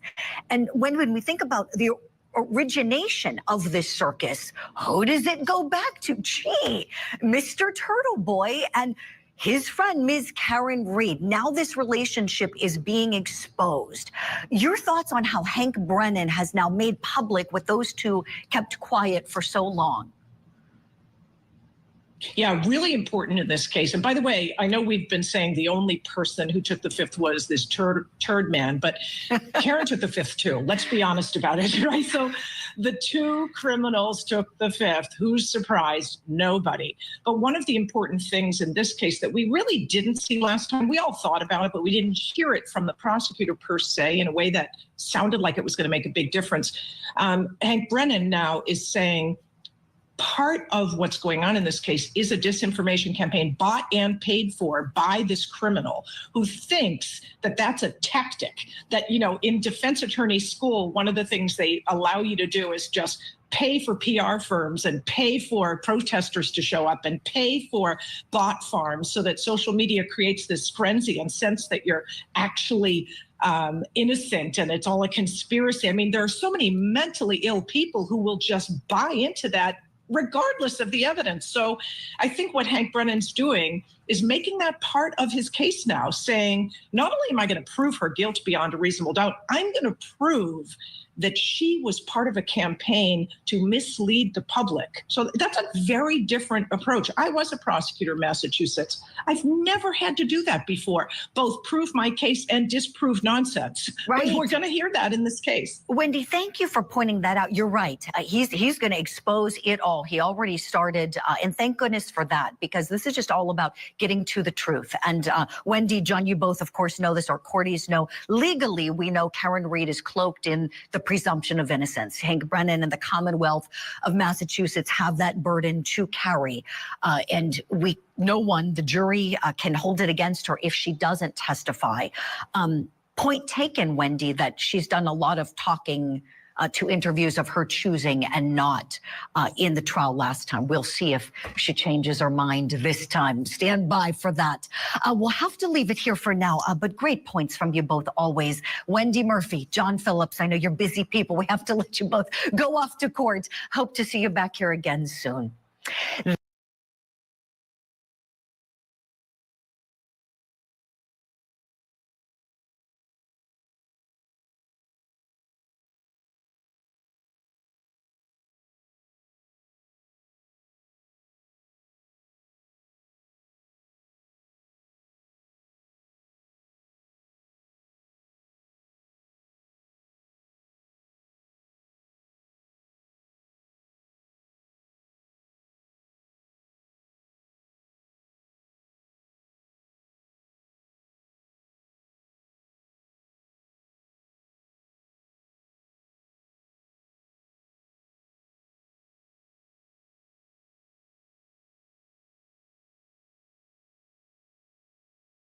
Sorry, my mute button was not working. I fixed it. So yes, I mean, invoking your fifth, yeah, kind of. I mean, use your rights by all means, right? The court can't make those inferences, right? Because invoking your Fifth Amendment right is your right, right? But the public can, and we are the public. And if you invoke your Fifth Amendment right, it means that you are hiding something that you could potentially criminalize yourself with answering the questions. And that is why you're invoking the fifth. So, kind of a problem, yeah. Like, I mean, here's the thing. When he runs around screaming that he can't wait for Hank Brennan to question him and that he would wipe the floor with Hank Brennan and he can't wait to go sit up there and answer his questions and make him look like a fool. And then he pleads the fifth. I mean, come on. The same man who ran around saying that if the Alberts or McCabe's or any of the witnesses pled the fifth, that means that they were clearly hiding something criminal and that they clearly did something wrong. And so if they did that, then everybody would be able to finally say, yes, they're hiding something, most certainly, most definitely, because they pled the fifth. Do we not owe that same thing back to him? Or does he just get to be hypocritical? And everything only applies to everybody else except him? Because That's literally in his world how it works. Everything applies to everybody else except him. First Amendment applies to everybody else, but not, I mean, to him, but not everybody else. Okay. Like, no, sometimes YouTube, they've done it to me too, Jesse. Sometimes YouTube won't let you post something because it's like a flagged word or like the way you wrote it. I don't know. I wrote completely mundane comments and then YouTube will like that red thing will come across the screen and say your comment cannot be posted or whatever. That's YouTube. You can blame them for that. I do when they do it. It's really annoying because I'll write something all the way out and then try to press the button and I don't know.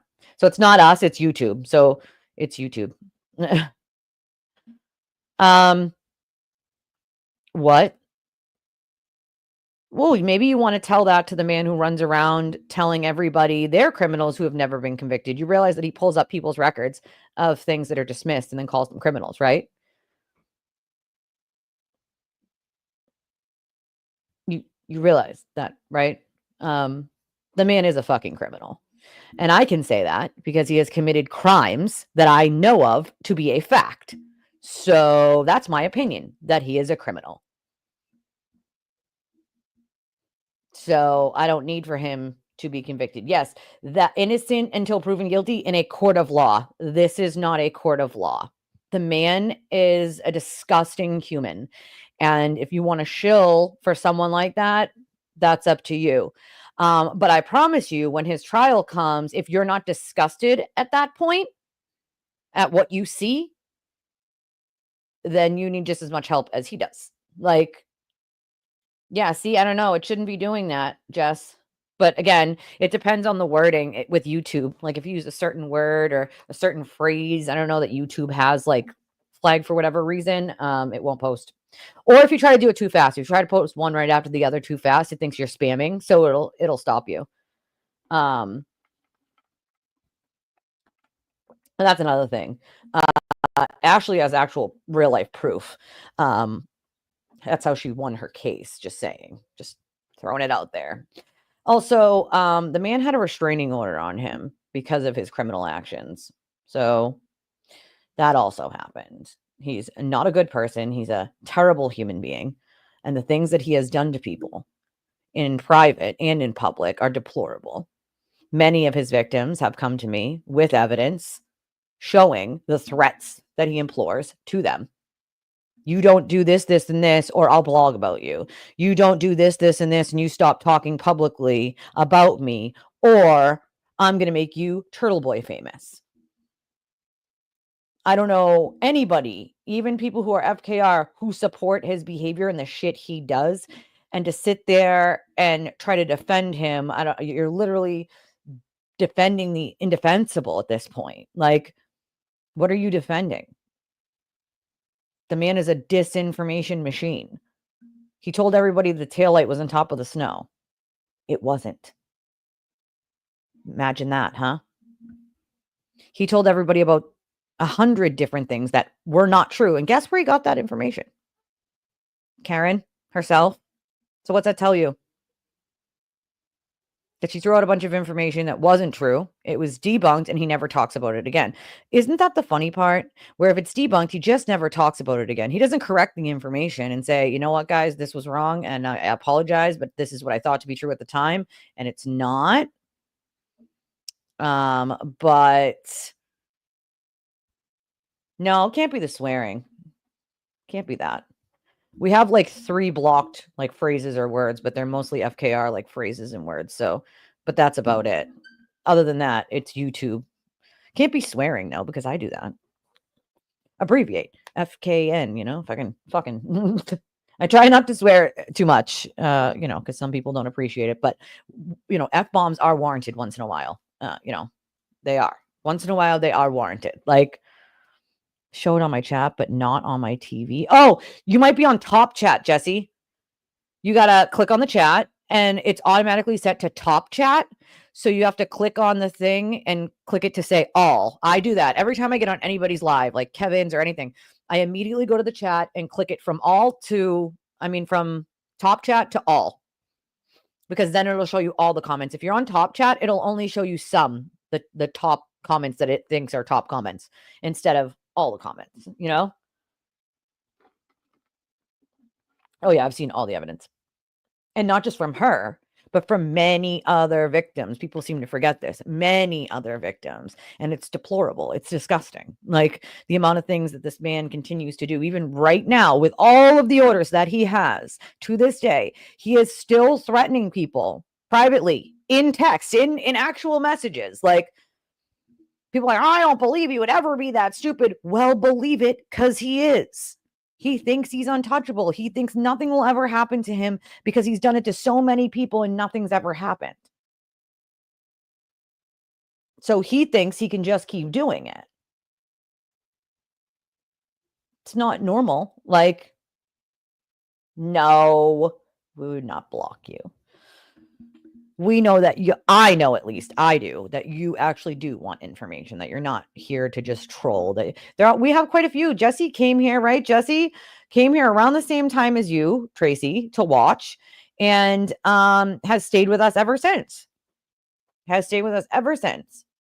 So she can tell you, like, I try to be fair, but I also don't deal with trolling, right? Like, I'm not going to deal with the trolling, and I'll tell you why.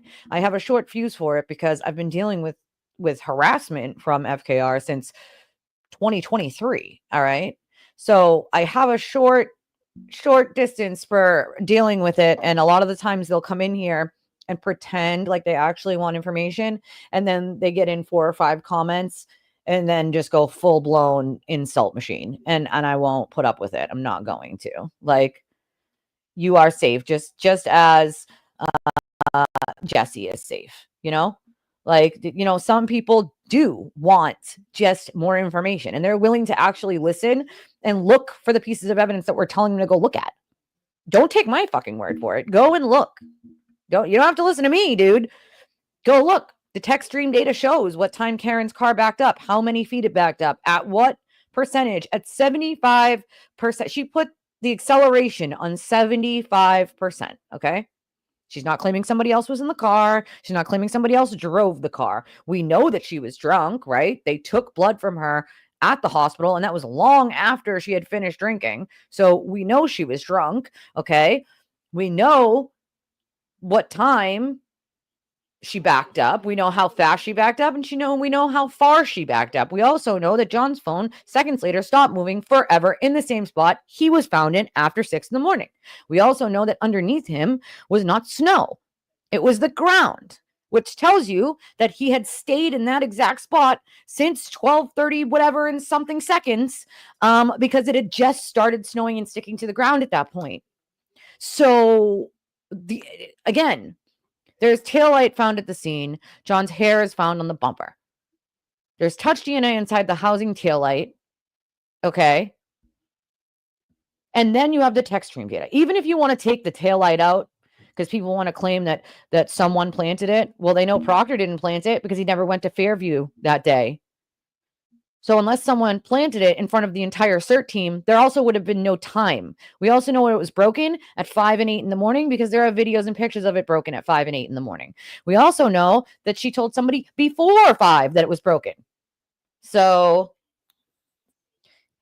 and we do have a lot of people over here that come and watch here and that think she's innocent, but also cannot stand him. Like, cannot stand him, and they actually do listen and want to figure out. How many active? Well, I don't think there's any active right now. The other one expired. It had been a year. The court didn't keep it going.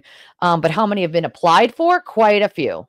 Quite a few have been applied for. I don't think there's any current active ROs, but what there are stay away orders. There's stay away orders from a lot of the witnesses and Lindsay so that he cannot go near them or harass them directly or indirectly right now.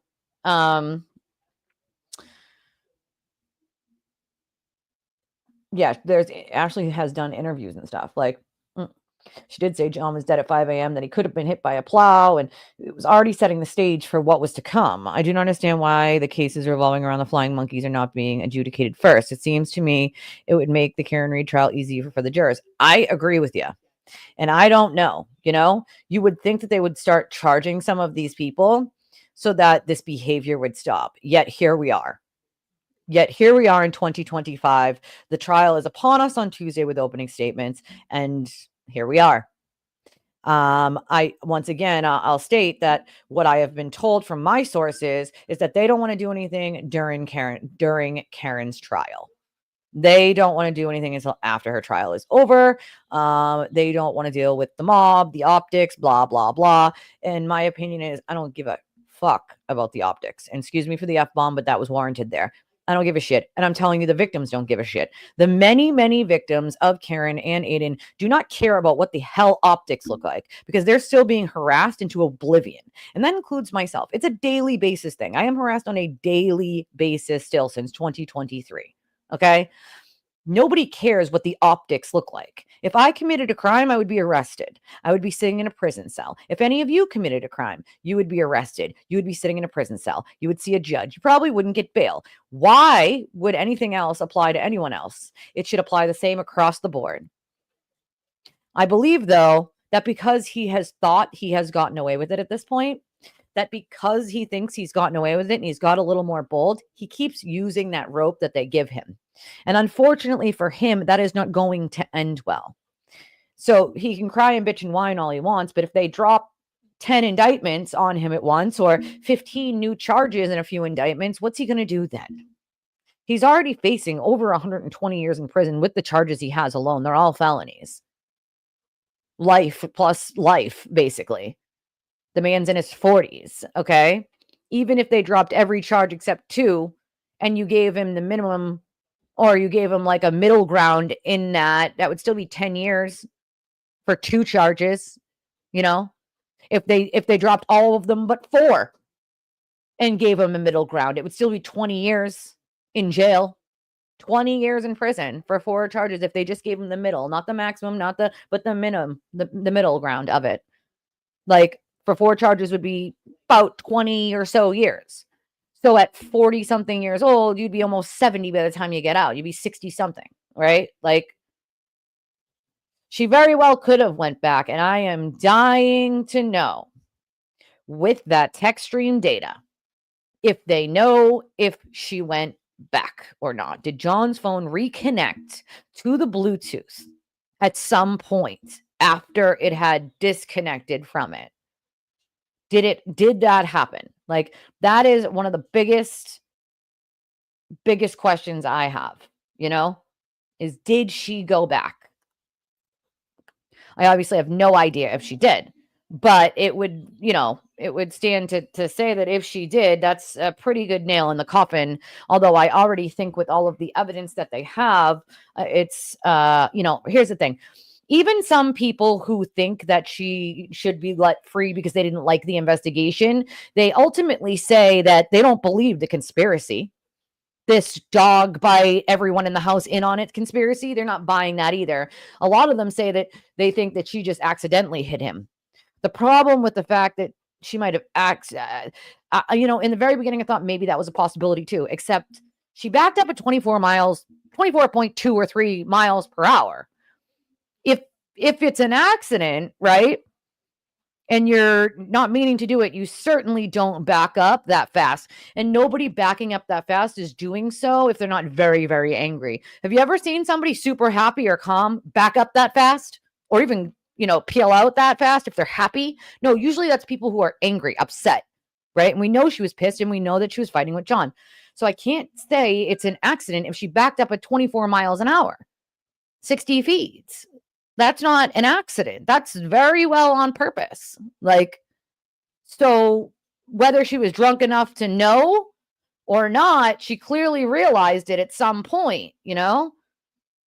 Well, that's the thing. It was snowing. So it's like, and that's let's also repeat, because a lot of people seem to forget that murder 2 does not require intent in Massachusetts for what they're charging her for.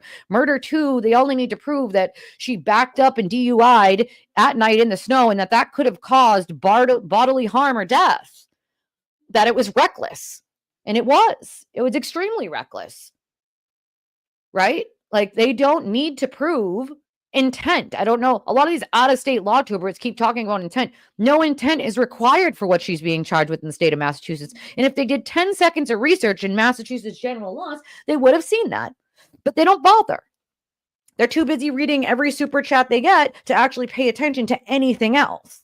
They just repeat what the turd told them, what the sewer turtle told them, what they hear from them or other FKR, they just repeat without ever looking, without ever doing any of their own basic research. And that is the biggest freaking problem that we have with this case, is the disinformation, okay? The parroting of information that isn't true. The where's all the blood when we know there was a ton of blood. Karen herself has debunked that theory, okay? The Colin Albert was in on it because John called the cops on him. Again, Karen debunked that completely in a dinner interview she had with other hosts, saying that that never happened and Colin never had any bad blood with John, nor called the cops on him for anything. So this is what we're talking about. But a lot of this disinformation came from, who do you think it came from? It came from the sewer turtle. Came from the sewer turtle. So half of the problem is debunking the misinformation. They keep saying that Arca said that he couldn't have been hit by a car. Well, that's false. Dr. Rentschler absolutely testified to the fact that John could have been clipped with the back of that car and hit his head. He absolutely could have been. He also testified to the fact that Karen could not have broken her taillight at that low speed at John's car. But what we do know is that the cars are two different heights and that her taillight never even touches his car. You know? And you're not wrong. Heartstar is not wrong when they say, it's a common thing that killers get witnesses to discover the body with them. There's a lot of people, the MO when it comes to someone who's done something like this is to have someone else help you discover or find or be around the case in some way, whether it's finding the body or not. They always look at the people who found the body, discovered the body, because it's part of a problem, it's a pattern of inserting yourself into it to pay attention to what's going on, but also keeping a distance that oh, you just found it, so you can't be a part of it,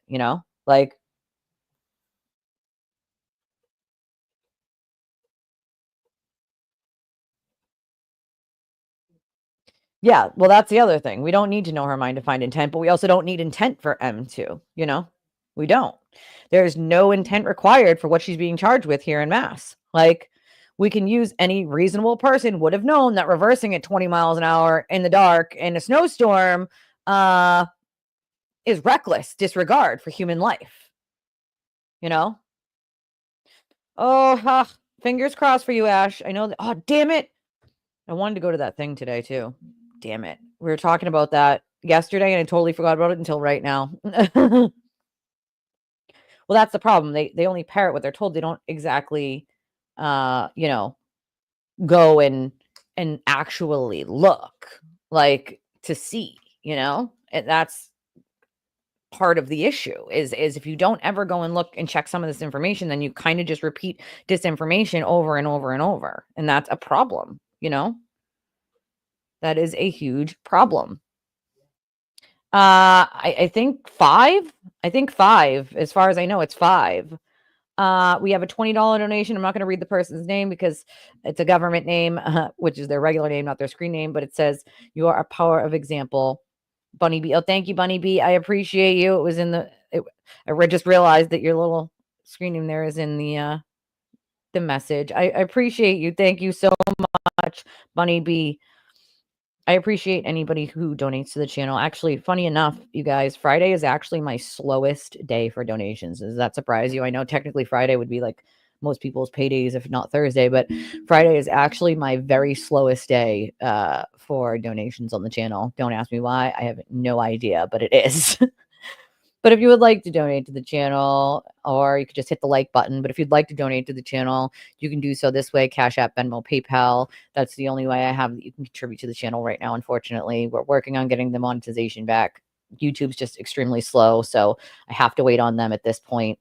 Thanks to FKR. But we're working on it, I promise. Or you can hit the like button, the subscribe button, share the video with people who don't know we exist. I have people who are messaging me, emailing me, finding us every day, literally oh, I didn't know you existed. Thank God I just found your channel. Really nice comments, really nice emails, really nice DMs. a lot more than I have ever gotten before lately. And I appreciate every single one of them. I answer every single one of them. So know that if there's something you want to tell me or something you want to ask, you can totally reach out to me at twistedtragedies3@gmail or on a DM on social media. I always answer. I will tell you I'm a little slower with answering DMs on X, only because I don't get an alert on my phone when I get one for some reason. So I actually have to go to X and check. So I'm a little slower getting back to people on that. We also have a Discord. Freak can put the link in the chat. You can DM me there, Facebook, X, or email me at twistedtragedy3. I always answer every single one of them. It might take me an hour or two or even a day if it's X, but I always do get back. Jury tampering article. Which article? Do you have a link? Which one? I know there's been a couple articles that we've gone over.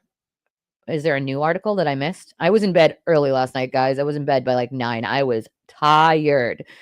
You did, Allie? Well, I'm glad you did. I am glad you did. Yep.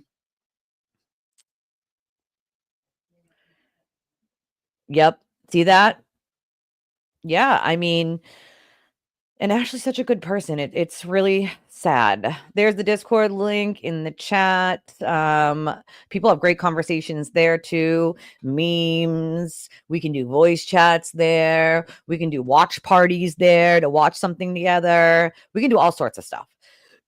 So that's why I love Discord. It's a great place for other people to, like, you guys, a lot of you guys after my show will go in there and talk about stuff. I'll repeat it. I'll repeat it. That's what I want to hear. Just one stream of just evidence rebuttal.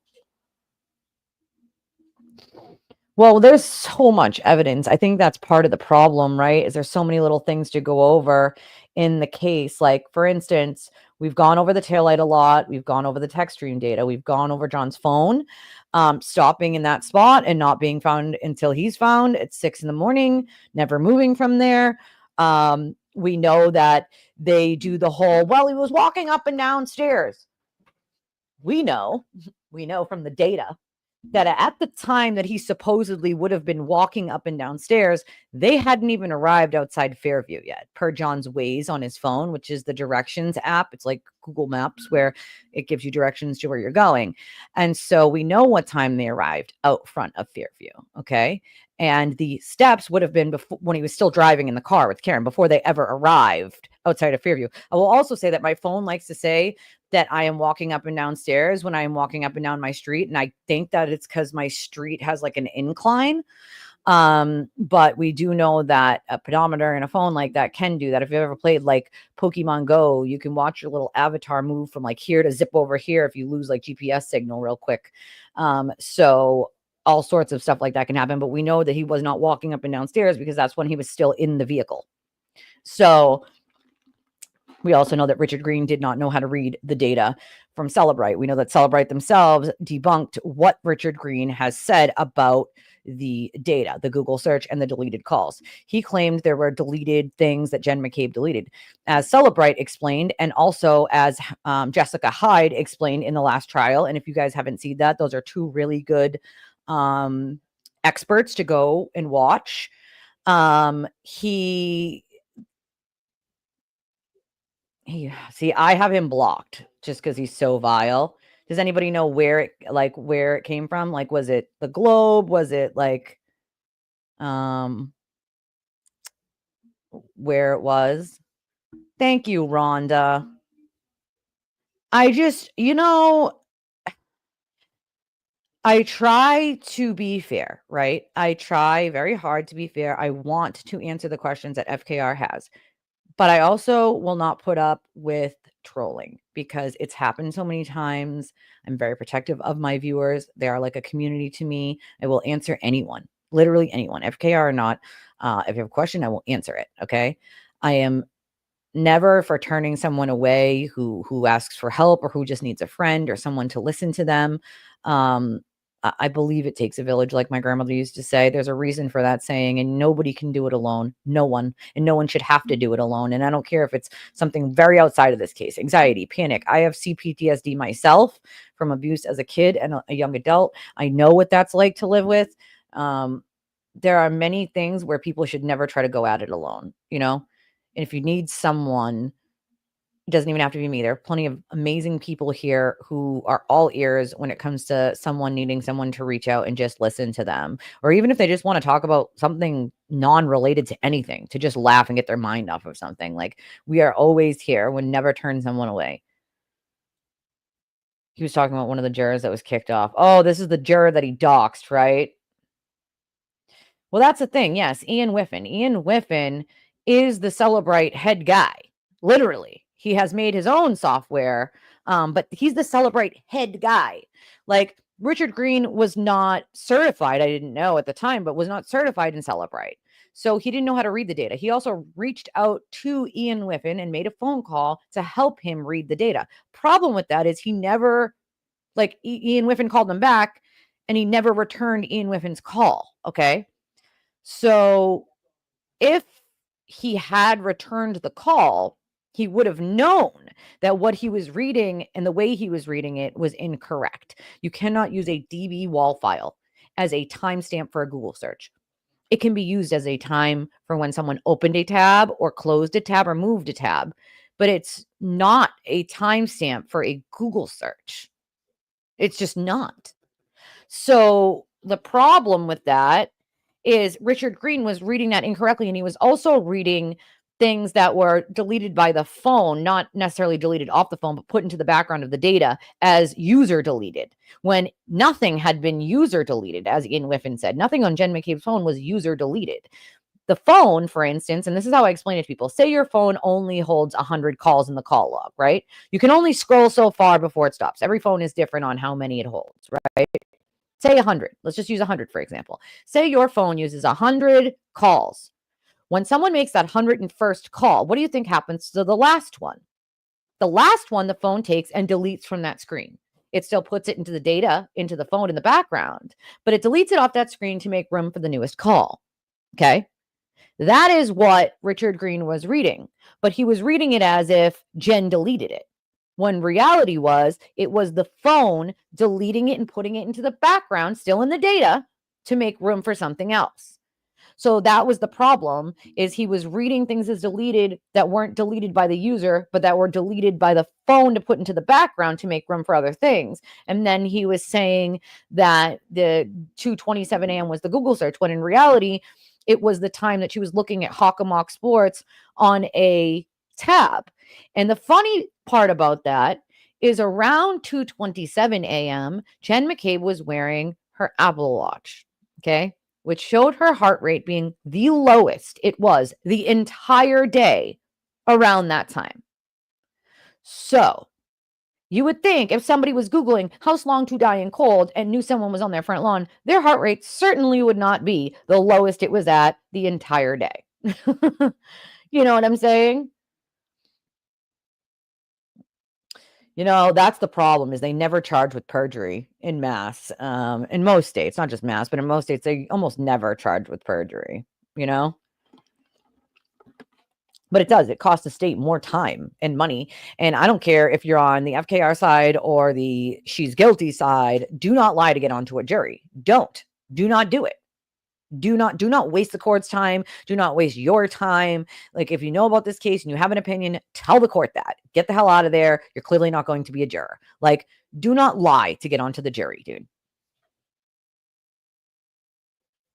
No, no worries, my friend. You got questions, I got answers. You got questions, I got answers. You know what I mean? Like, oh no, it'll be clear it was snowing, of course. You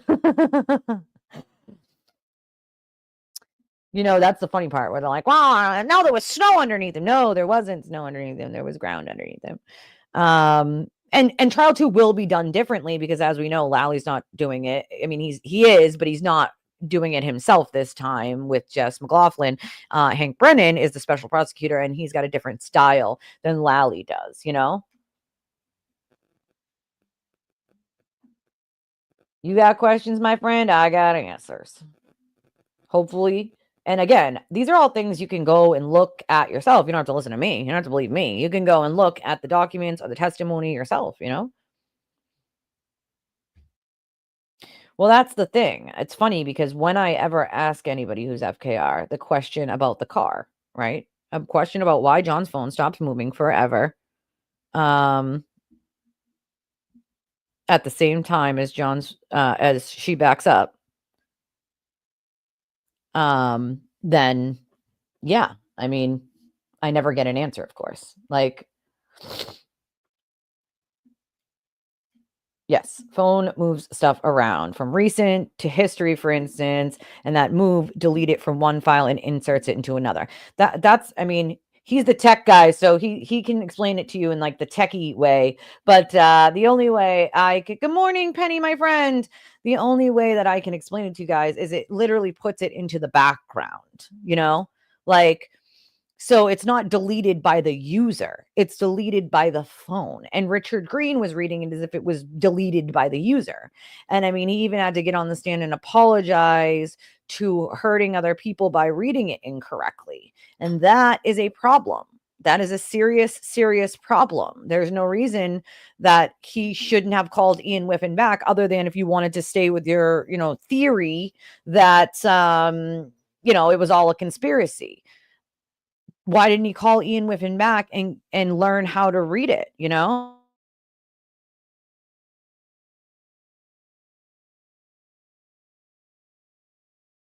One second, guys.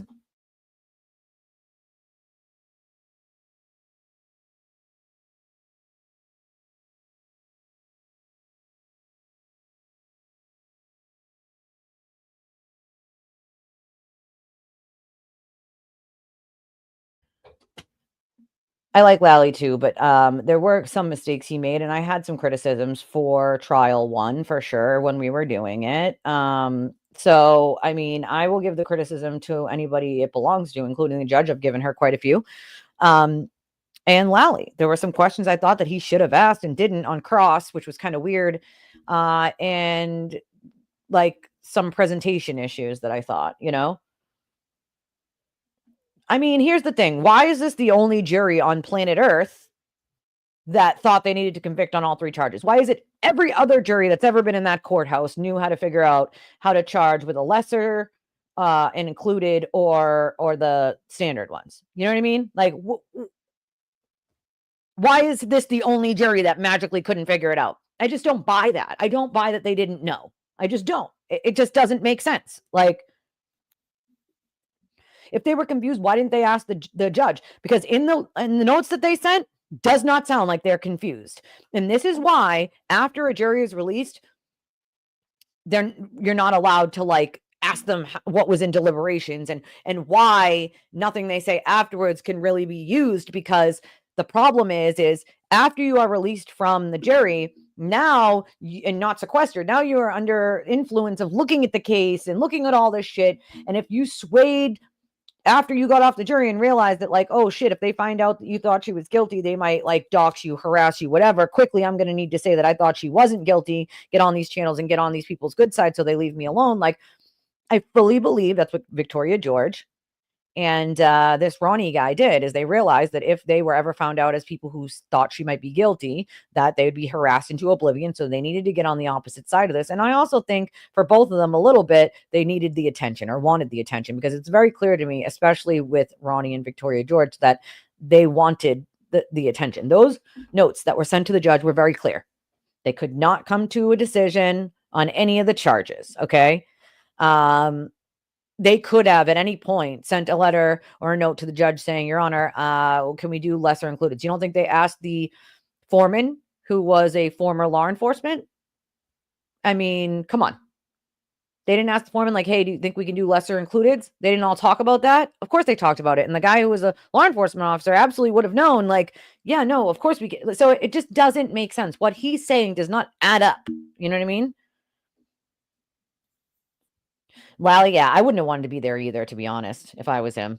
To be honest, that poor guy got so much heat. It's not even funny. Nope. I have actually never met Jen McCabe. She's probably one of the only people. I've met the Alberts. I have not met the McCabe's. So I am not friends with Jen McCabe. Yeah, I mean, I feel bad for Lally, you know. Well, that's the thing, right? Like all this extra nonsense is not going to be given to the jury, you know? Like all that extra crap that people talk about on social media is not going to be given to a jury. There's a reason why certain things can't be shared with the jury. It would bias a jury one way or the other. In the first trial, Karen Reed was itching and her attorney was itching to somehow get it out that the FBI was looking into this case. Now they're itching to make sure it doesn't get out to the jury. Why? Because it's over. And it showed that nobody else could be responsible for this. So of course now they don't want that out. They want to hide that. And it's like it was never going to be presented anyway because it could bias a jury one way or the other. Right? Like there's no reason. Like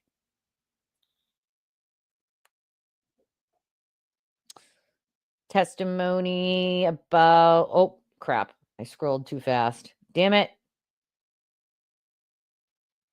Well, he did definitely focus too much on trying to disprove the theory, but he really didn't have much of a choice. Hank's going to have to do a little bit of that at least as well.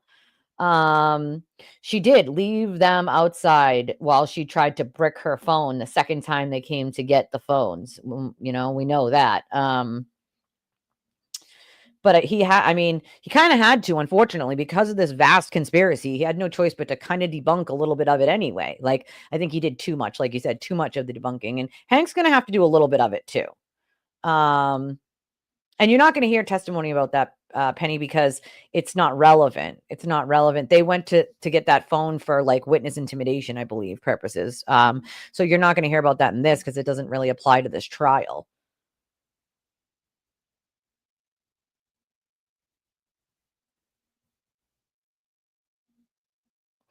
Yeah, he did ask for an extension. I don't think he was ready either. I don't think anybody could have ever been ready for this though, you know? Like, you know, and that's another thing. He wanted the verdict form changed. No other juries ever were confused, right? About what they could or couldn't do. Jackson wanted it changed, had this huge push for wanting the jury form changed because it wasn't clear. Well, guess what? If you want to blame anybody, he can blame himself because this is the only jury that couldn't figure it out, yet it's the only jury that had their verdict form changed to help to fit what the defense wanted and to help them. So he can blame nobody but himself at that point, you know? Yeah, the reformatting of the phone, because that more had to do with the witness intimidation. I believe that's why they confiscated it. It wasn't really for like stuff that had to do with John specifically. So you're not going to have anybody testify to that because it's not relevant in this trial. Well, that's another thing. I think she got a tip off because why else would you magically run to Florida right when your phone's about to be confiscated? I don't know. Something about that seems very suspicious that she got a tip off that it was coming. Rhonda, let's not forget. Yeah, they to change the jury form. Like, Marianne said that she has served on 3 juries and was on a federal mock jury case. Not once did fellow jurors think they had to convict on all charges. Yeah, I don't understand it. I mean, something just doesn't sound right with that. Yeah, I think it was a little lackluster. That's for sure. Like, Tracy said she thinks Hank has a better chance to get more jurors on his side who wouldn't say I like him, but my opinion is lawyer. They do their job to the best of their ability. I mean, I think Hank is brilliant, but I've also seen him on other cases. Like, you know, he did the Whitey case and he's been a defense attorney, but he's also he's doing special prosecution. So like he's also worked Fed stuff. So he's got a vast sort of experience in a lot of different things. And I think that sort of brings to the table why he does things the way he does, but he doesn't miss a beat. That's for sure. He pays very close attention to detail. And if you ask any of the other attorneys who have ever worked with him, it's one of the things that they say the most, which is that he very much pays attention to detail, that he does not leave any stone unturned, that, you know, he's working when he shouldn't be working. Like he's just working. Like he should be sleeping and he's working. You know what I mean? Like should be actually resting and the man is still working. Like, and I can appreciate that. You know what I mean? Like I can appreciate that. Well, I think he was chasing down everyone that he got a name or a face for, to be honest, and I think that that probably scared the shit out of them, knowing that he could dox everyone and everything, like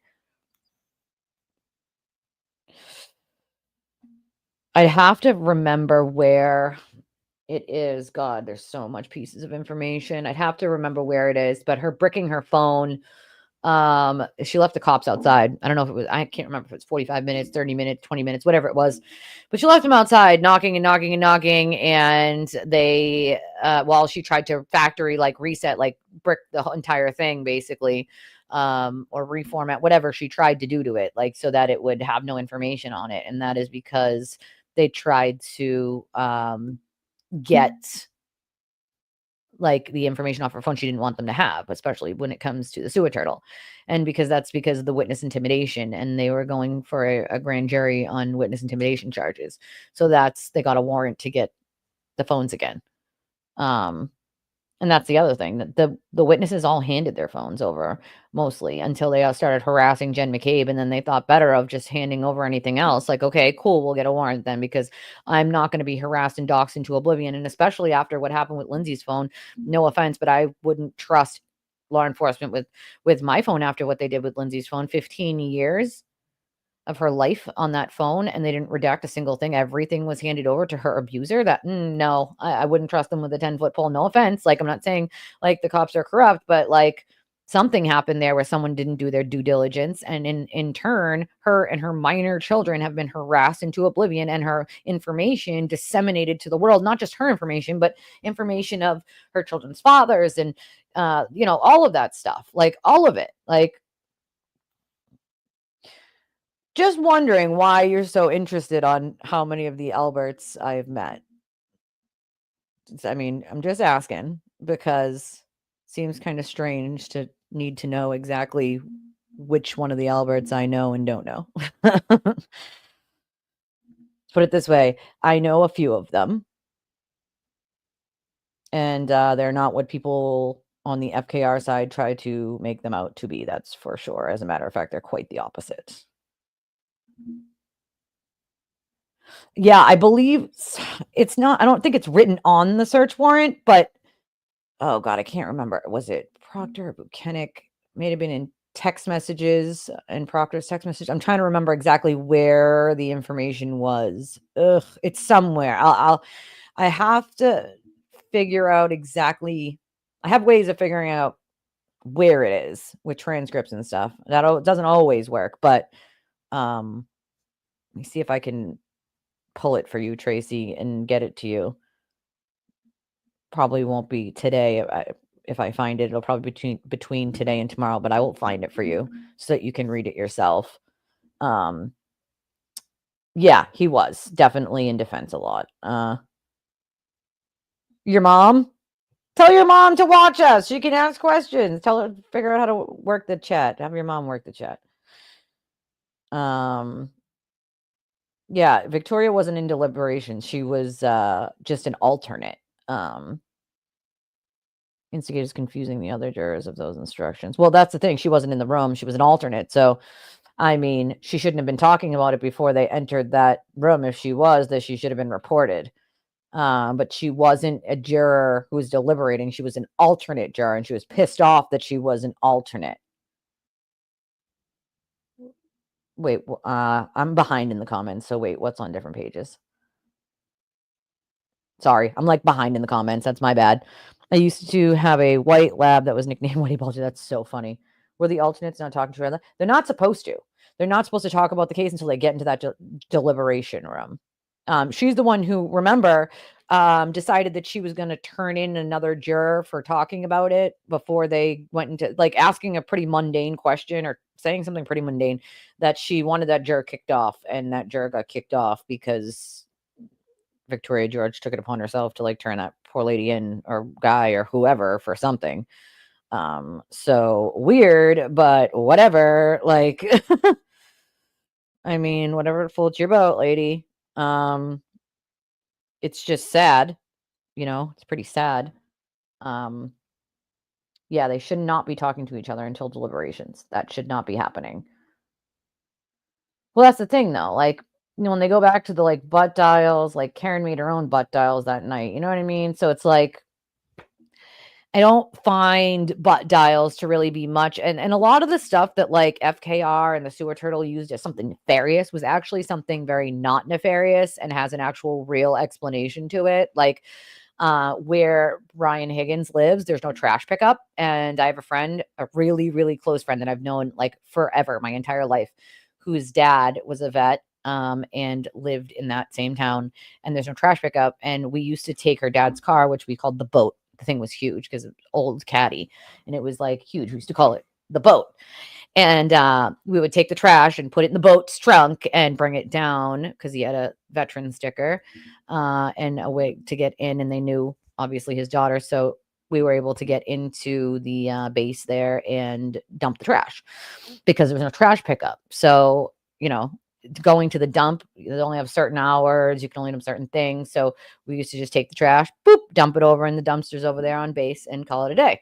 So, you know, they made it like a huge thing that he dumped his phone and his SIM. Also, FYI, when you get rid of a phone, and this goes for anyone or a computer, you are always to remove your SIM. You never want your SIM with your phone because people dumpster dive. And if they get your SIM and they put it in your phone, you could have information like banking information, that kind of stuff saved into your phone. And you never want someone else to get into that when you dispose of an old phone. Always destroy the SIM card or take it out and have it separated from your phone. You never want those to find. And when it comes to the computer, you remove the hard drive, keep the hard drive away from where you're dumping the computer because all of your personal like banking information, credit card information that's saved in your phone and stuff, like they can get that if you put those two things together. So anybody who's recommended like when you're disposing of any sort of electronics and getting rid of them, I was always taught by my brother, because my brother is like a techie person, and always taught to remove the SIM or destroy the SIM and remove the hard drive, destroy the hard drive. If you're throwing it out, you're getting rid of it. So it's like, also people need to realize that like after what they did to poor Jen, and then like she had to be proven that she was telling the truth, that Google search did not happen until after 6 a.m. Nobody else want to deal with that. Would you? I mean, realistically, the feds had everybody's where they were, right? The feds literally knew where everybody was. They knew who was in the house, who wasn't in the house, who came out of the house, and when they came out of the house. Like the feds knew all of that. And yet they cleared everyone. The fact that people don't realize how extensive the federal investigation would have been and don't realize the reason that they were all ruled out is because there was no conspiracy. They were all ruled out for a reason. The feds had way more information than anybody else in this case about the witnesses and their movements and what was on their phones. They had it all. Like, yeah, they shouldn't be talking. I do think she will be found guilty. I'm not sure if they'll be what she'll be found guilty on. If it's all three, if it's one, but I do believe that we will get at least one guilty verdict, a lesser included. I don't know. I do feel like there's a good chance she gets found guilty on murder too, especially with all the new information from TechStream data that they have from the chip on chip off. I think that there's a good chance that she's found guilty on M2, but if she isn't, I fully believe she will be on a lesser included. Johnny's lawyers accidentally handed over every single thing in Johnny's phone for the last 10 years. Yeah, see, that's a problem. That should never happen. Ever. I've never heard of this happening before now. Like, that stunned me. And, like, to my core, irked the hell out of me, because you have to be careful with that. Any information that's not relevant should have been redacted or not given. Like, your password to your Netflix is not relevant. Your kids' birth certificates and pictures of their birth are not relevant, okay? Like, they're just not. Like, oh, don't worry, I've done that before. Accidentally deleted someone's comment when I meant to do the one. It's because if it goes up while you're doing it, you get the next one. It's obnoxious. Well, they were allowed to because there was no order. But why they were, I don't know. Why they let their, I mean, they don't have a choice but to let their client. But I mean, come on. Like, who she knew and how many? Well, That's the thing, right? When Victoria George was only an alt, she got another juror removed. Yeah, so that's the thing. So she could like take her place, but it didn't work, you know? Freak, why are you doing shit on purpose, man? Oh, yeah, I mean, definitely. I fully believe that, 100%. Like, this has turned into a fucking shit show, a goddamn fucking circus. And who gets forgotten in this whole thing? John. John does. John gets forgotten. His kids get forgotten. You know, that's the part that gets me the most. Like, is all of this nonsense. Like, it's John that gets forgotten in this shit show. It's sad. It's fucking sad at this point. Like,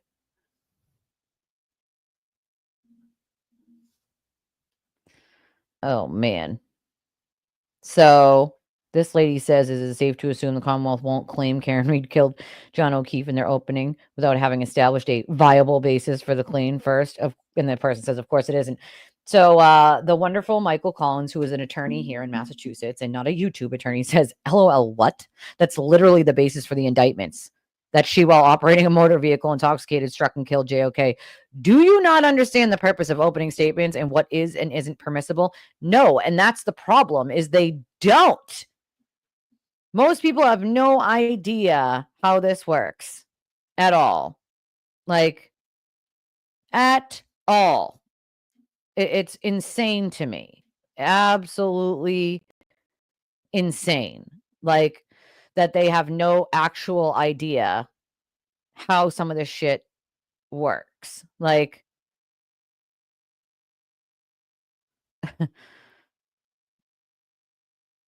let's see. Hold on a second. I'm just trying to pull up what Maui sent me on my, here we go. Hold on. It's on my live of me now. All right, here we go. All right. So let me just share this real quick. It might not be huge for you guys to see, but it's here. Who cares who TT knows and how many? Well, that's the thing. I know quite a few people, but I also have sources everywhere. People forget that I worked in a prison for the criminally insane. They also forgot that I've done volunteer advocacy work for 18 years, and you have no idea.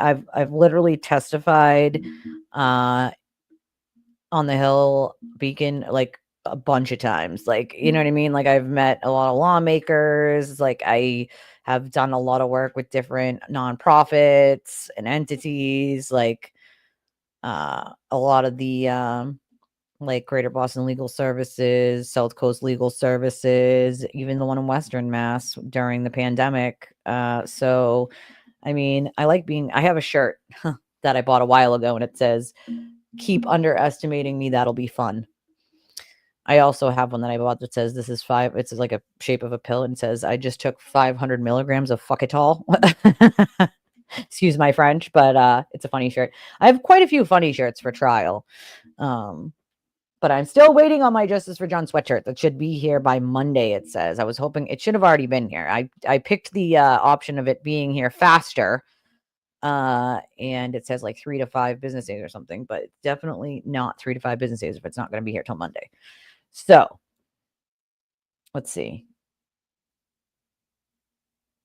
See the result of the impact with the taillight and the groundwork, or a magical dog pig hybrid, but his arm whilst being in a fight. Crazy conspiracy. I didn't either, but you know, we all make mistakes. If I got smart with you, how would you know?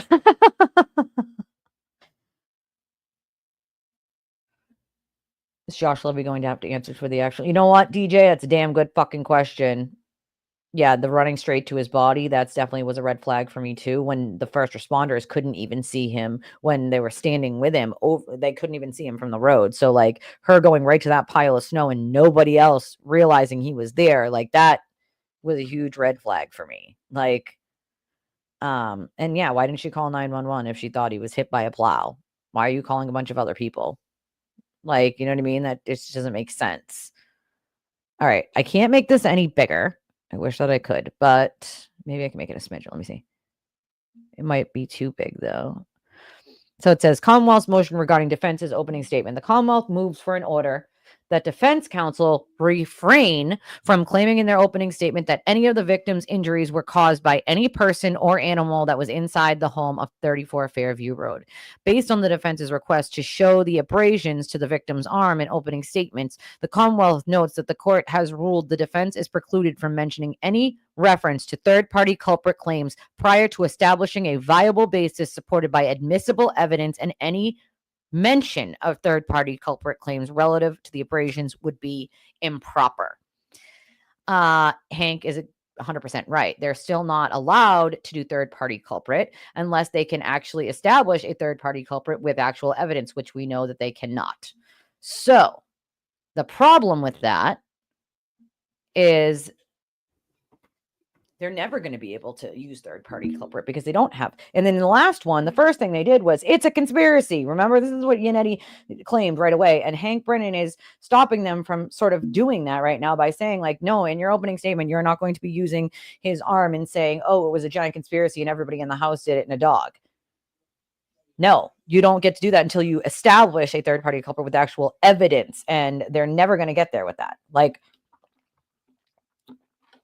so he doesn't want them trying to taint the jury pool when they get up there by saying it to the jury. It's a smart move by Hank, especially because what they did at the first trial in the opening statements in the first trial. It's extremely smart of him to say, no, Your Honor, you need to make sure that they're not going to do such a thing. So he wants the judge to order them to refrain from claiming that there's any third-party culprit, including anybody in the house, during their opening statement, because the chalk they're going to use is of John's arm. What I would like to see is Hank say, okay, cool, but also if you're going to use that chalk, you're not going to use the chalk where you darken the wounds and take the lividity out, because that's an altered picture. An altered one that they were showing all pre-trial last trial. Absolutely not. Like, that should not happen. Yes, Penny, I've talked about that for at least a year now on my channel, that it was altered as I'm just talking about it, right? Yes. Yep. That's there. That is what I would like to see, is for him to make sure that they don't use the altered picture, that they have to use the actual real one instead of darkening. They darkened the wounds so that they put a filter on it so it would look deeper. So they would look like they were deeper than they are. They are actual abrasions. They look more like scratches than anything that anybody else would have done. And there is actual pieces of the taillight that broke that actually fit into that pattern on his arm. So I don't think Josh Levy was being cautious because of Sandra Birchmore. I think he was doing a fucking favor for someone. And then when he actually started investigating and realizing that, holy shit, he was duped into believing this and helping someone. Now he's got no choice but to try to hide what he did. And, to be fair, the U.S. Attorney's Office is always going to cover its own ass. So, but in my opinion, he needs to be held responsible.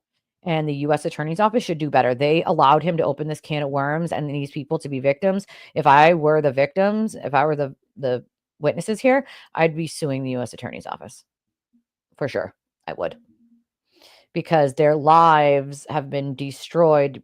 And the U.S. Attorney's Office by now could have just came out and debunked all the conspiracy theories. I mean, I know that Leah Foley tried a little bit. She did a radio show where she was like trying to tell people, like, I'm not allowed to say, but it would not be not like us, basically, to talk to our law enforcement partners. Like, she was telling them without telling them that, yes, we've talked to them. Problem with that is it's not a law. It's just a rule that the U.S. Attorney's Office has, and they hide behind that rule too much. They're not allowed to talk about it. I think this would be extenuating circumstances, and they created this. They should have the balls to come out and say, yes, it is over. I mean, they think it's good enough to just say to the court that it's over, right? Say to Hank Brennan and the defense team that it's over. But the problem with that is there's a conspiracy theory in everything with these people, everything. So if they don't come out and say it themselves, they're not going to believe it. But even if they did come out and say it themselves, right, they're still going to say, oh, well, there's another one that they opened. Like, they're just going to keep making shit up. The problem that I have is the U.S. Attorney's Office made this mess and they need to clean it the fuck up. Okay. It's not fair to the witnesses that they didn't stop this and that they didn't come out and say, you know what, it is over and it's over for good reason. We do not agree with Mr. Levy and what he did. He no longer works in this office. But this should have never happened. And because it did, we're going to make it right by saying this is not a thing. Like, there's no conspiracy. No one, no one had anything to do with anything because we thoroughly debunked all of that. They have a duty, in my opinion, to do that. An absolute effing duty. I will look. Hold on, freak. I have not looked at Jen Coffindaffer. I did see her on, was it yesterday morning or this morning with Julie? I think it was yesterday morning. Let me look. Hold on. Boop. Oh, you're the freaking best, man. You are the freaking best. Thank you so much, freak. Oh, I'm super excited. Ooh, yummies. Thank you, my friend. And another monitor, you guys, so we can actually see two things at once instead of me flipping back and forth. Although I have to figure out how to do it with my laptop and connect them so that I can have them both on. You didn't know that until recently? Yeah, yep, they darkened them. A lot of people didn't, like, I was previously in the very, very beginning. I believed that maybe she was innocent. And the problem with that is that we were all being fed BS information and we didn't actually have pieces of evidence, and didn't realize that the sewer turtle could be such a bold-faced liar.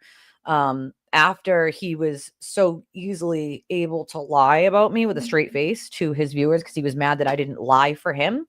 He's mad I didn't lie for him. That's what it boils down to, is he's upset I didn't lie for him. And he got caught in those lies by various people.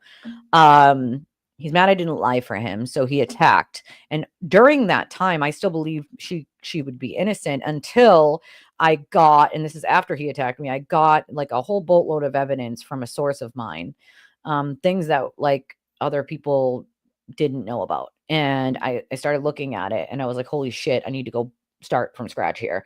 And I took a couple months and I started digging deeper and deeper and deeper, calling more people, sources of mine, to get to the bottom of certain things. And I started from scratch and went, holy shit.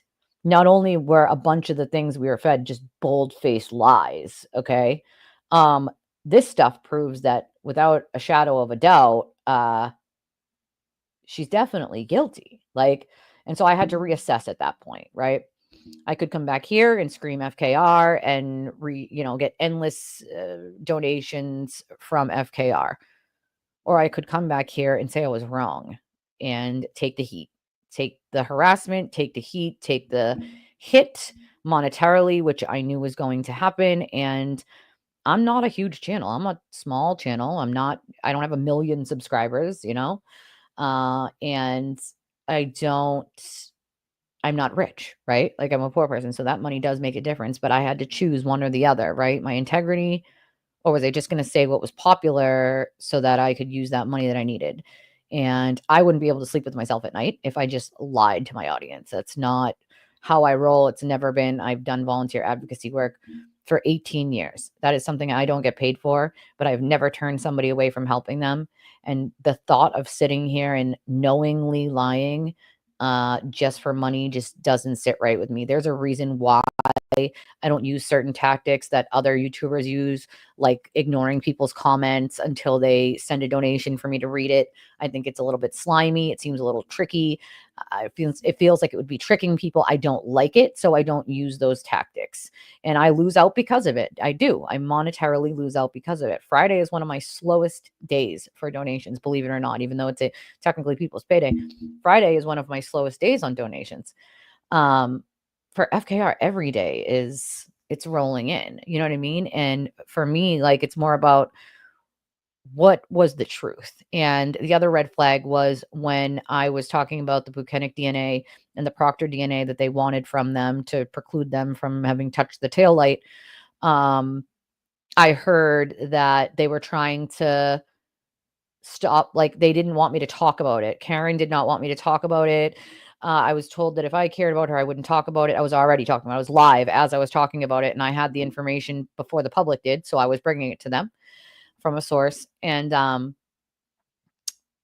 they were like, well, Karen doesn't want you talking about it. And I'm like, well, too fucking bad. This is, I just insta-blocked because it's part of the case. It's part of the case. Whether she wants people talking about it or not is irrelevant. I'm not here for her to tell me what I'm going to talk about on my fucking channel. It's my show. Like, I'm going to talk about what's relevant to this goddamn case, whether she likes it or whether she doesn't like it. Oh, fucking well. And I did talk about it, obviously.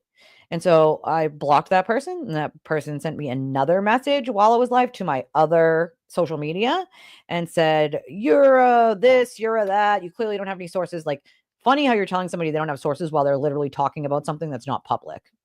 How stupid that sounds. Like, I don't know, but they were mad that I didn't take the direction of not talking about it because Karen didn't want me to. I don't give a shit what she wanted or didn't want. It was part of the case. And it was part of the information that I was getting and that was coming in, you know? Yes, Anna, we were all asking about you and thinking about you. And we are like, wait a second, where the hell is Anna? I hope she's okay. And I was going to email you after this, but here you are, so I don't have to. Listen, you should have messaged me. I told you, don't suffer in silence, my friend. You could email me, message me, or whatever. Yeah, no, exactly. They don't seem to understand that part, you know? Yeah, I mean, a lot of us, thought that maybe, the media wasn't covering it all. Something weird was going on. Like, it didn't sound right at first, right? There wasn't a lot of information for mainstream. So, like, not that there always is. I mean, a lot of us get more of the information here way faster than we get it in mainstream. I'll have information days before mainstream has it. So, I mean, that's kind of the problem with mainstream media in general, right? But here we are, you know what I mean? So, Crime Talk last night. Oh, did they? Ooh, I'm gonna have to watch that. Well, that's the thing. They knew a lot of the shit didn't go with what they said, and and a lot of these people who continue to say Karen's innocent know that that is not true, and they don't care. They don't care. They just say it because they know they'll keep getting super chat after super chat after super chat after super chat, and they'll just keep going because that's how they're making their money, is by saying that she's innocent. I refuse to do it that way. Even though I don't make a ton of money, I don't think that lying to people is the right way to go. I don't want that to be the way I build my channel. I want my channel to be built on people knowing that I do my due diligence. And I'm not perfect. No one is. I'm going to get some things wrong once in a blue moon. Everyone does. I'm not talking about that. I'm saying, like, in general, I do my damn homework. Okay. I know what the hell I'm talking about, especially when it comes to the law. And I do my best to bring that information to you guys in a way that you can digest and understand. And it's not in legalese, Legalese is hard to read if you don't know what any of the words mean, And it's turned into a fucking circus, HDMI lead, and in display settings, choose extend my desktop instead of duplicate. That works even on this laptop, because I don't have a desktop, obviously. I wish I did. PNW, it's been going on for decades. Operation Mockingbird is real, and Hollywood media are used to manipulate the public. Oh, absolutely. 100%. You're totally welcome. I don't mind sharing really anything. I'm an open book. Most of you know I've been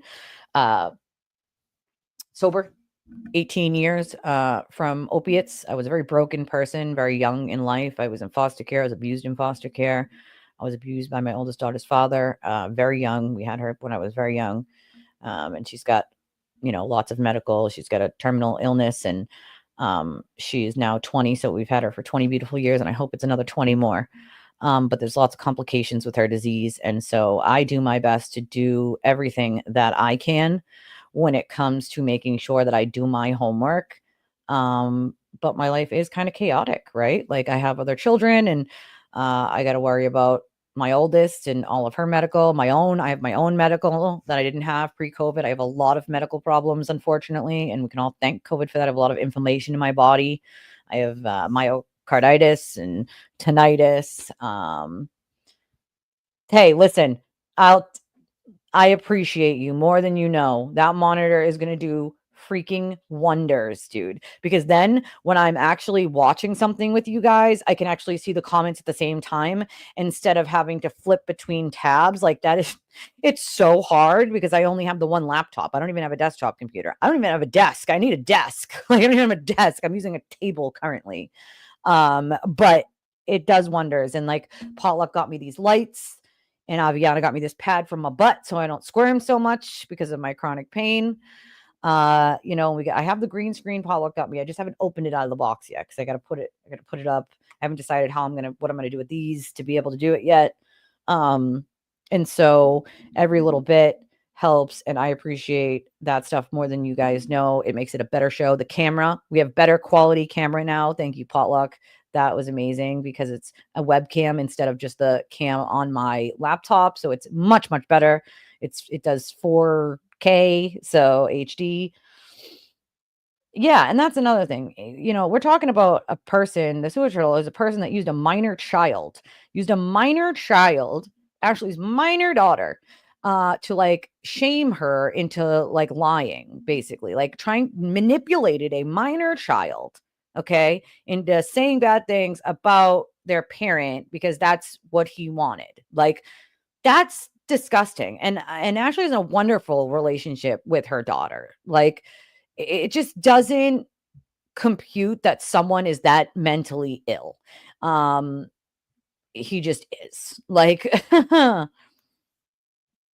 yeah, I don't think it had anything to do with Sandra Birchmore's case. I think that Daddy Reed asked for some favors, and he knew some people, he knew some people.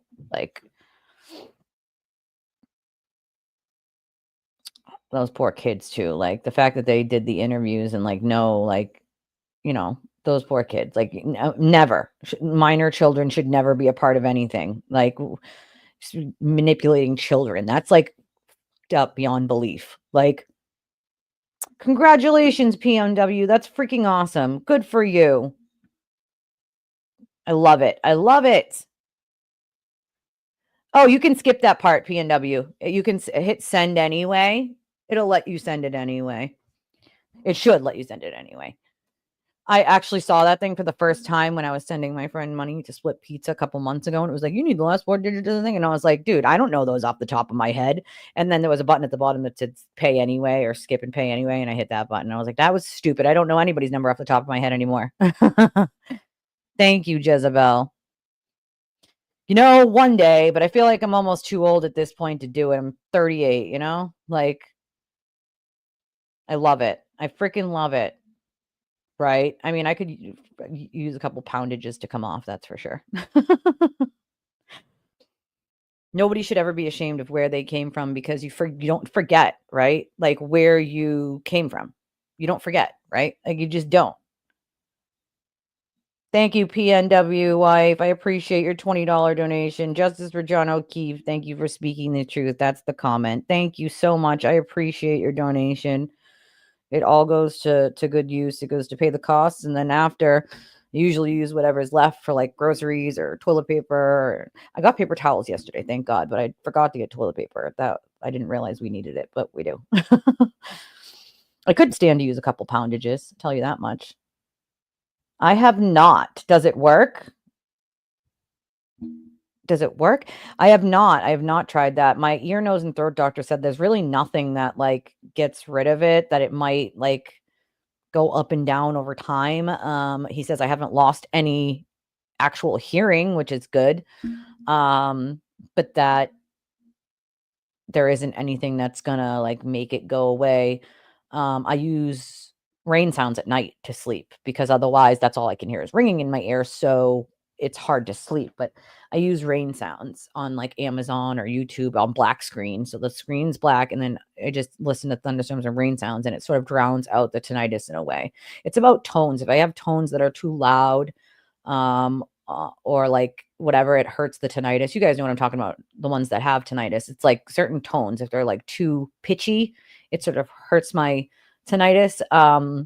Like some TV shows I can watch without a problem, and other ones, like the pitch will be like almost too high so that it'll make me cringe. Like I can't, you know what I mean? Oh, I love that. Were you? Dang it. We would have done lunch or coffee. Next time you visit, you let me know. You let me know. Hey, girl. Hello, my friend. What you doing, girl? They say it takes 60 days at 3 times a day to take full effect, then 1 times a day. It has?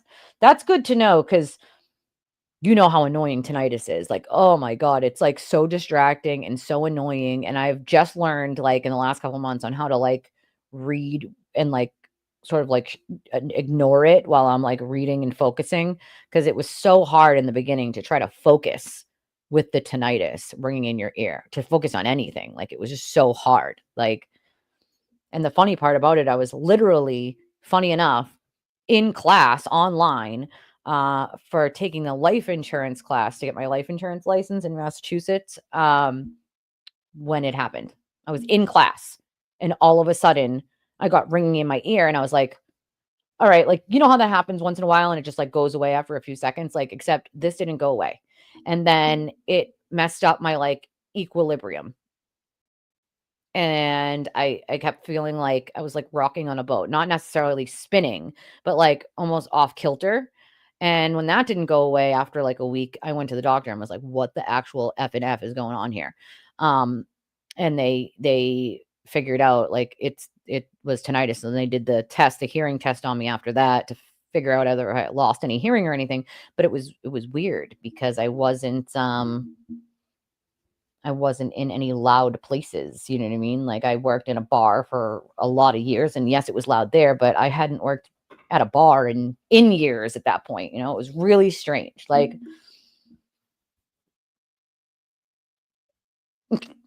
I would still read it, girl. I would still read it because I like you and because you're not a troll. You actually do come and listen and do research. I would still read it.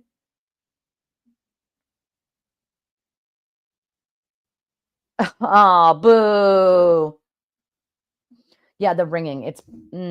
It's very distracting. I'll tell you that much. It's extremely distracting. I've learned to live with it, obviously, over the last couple of years, and it's there, you know, like, oh, well, you know, they might still cry, PJC. They might still cry about it. Okay. Like mine's almost gone. I might cry about that. This is now just like water. You're totally allowed to be hungover post-birthday. I hope you had an amazing birthday, my friend. You know what? You can use the coffee cup I got you to drink your coffee. You can do that. I got her a coffee cup that says I'm teaching humans how to speak dog or something along those lines, because she trains dogs and because humans can be assholes sometimes. So it was a good gift. Yeah, tinnitus sucks, dude. Sucks. Tinnitus is a bugger for me. It's why I've got YouTube, or I know I'm said old time radio, sci-fi dramas. Yeah, it's to drown it, right? Like I always have something on, whether it's a TV or something, because if you have your house just fully quiet, that's all you'll hear is like the ringing and the ringing and the ringing. It's I keep hitting send before I'm done typing. I've done that so many times. My phone's also very old, and they offered a deal yesterday when I was at Walmart. They were like, hey, if you switch to T-Mobile, we'll give you a Galaxy A16 for $50, and that pays your first month bill too. So, and I was like, damn, I didn't have time, number one. Number two, I didn't have the extra $50 to really spend, but I was like, damn it. Like I asked the lady, like, how long are you doing this thing for? Like, I think she said till Saturday, today or tomorrow, something like that. And I was like, oh, well, we'll see. But my phone's like old. So like I'll be typing something and then I'll like get ready to hit the send button and I'm still typing and it like hits it itself. Like if I hit a letter that's near it. And so then it does that too when I'm typing, like hit letters near it. And so it makes typos. And also it's got a really small keyboard. Like my finger has never hit that many typos on a phone other than this one for some reason. Like it's again, it's an older phone. So I can't believe how much phones cost these days. I don't have, freaking $400 or $300 to buy a new phone. Like that's just, it's crazy talk. And I don't care for the iPhones. Honestly, I'd let it stay with the Android, I started playing live music at 15, did not take ear protection seriously for many years. Mine's 100% self-induced. But my dad was a musician and he played the drums, was his main instrument. He also played guitar, literally any instrument you could think about, saxophone, flute, piano, literally all of them. But drums was his main thing. And I used to go with him to like his band practices as a kid and sit there and he would let me hit the tambourine while they were recording. I have one of my dad's CDs from forever ago and I have a couple of videos that somebody cleaned up for me for Mother's Day one year, long after my dad had passed. My brother cleaned them up and my dad's friend sent me a couple other videos for Mother's Day and it was an amazing Mother's Day gift I'll never forget because I miss my dad every day. My dad died when I was 21 of suicide and my little sisters got even less of him in life than I did. I am 7 and 9 years older than two of my sisters, over 10 years older than my youngest sister. And they didn't get a lot of my dad. Me and my brother probably got the most years of my dad. And I wish that they had gotten all of the years that we had gotten because I have so many amazing memories of my dad. And one of them was sitting in his band practices, So, oof. Twins. I thought Riley was going to be a twin. They told me my pregnancy levels were elevated. And that usually means twins. And my husband's brothers are identical twins. So I had a damn near heart attack. I don't know. They checked me for a lot of things when they found all the arthritis and fibromyalgia. They checked for MS. They checked for Lyme. So I'm not sure if that's something that they ruled out or not. You did? You used it this morning? I'm so proud. I'm so proud. I have to Google a new disease. I know, right? It could be any one of us. I love my community. We have so many amazing, smart people here. Like, happy Friday. Happy Friday, PNW. Yeah, I have to have something on at all times as well. It's because of the tinnitus. Yeah, it does take forever. That's for sure. It takes at least like an hour if you want them to like turn over all your stuff on your phone. Yeah, my daughter has a husky as a service animal. They are quite talkative. So funny though. Smart dogs. Smart friggin' dog. Like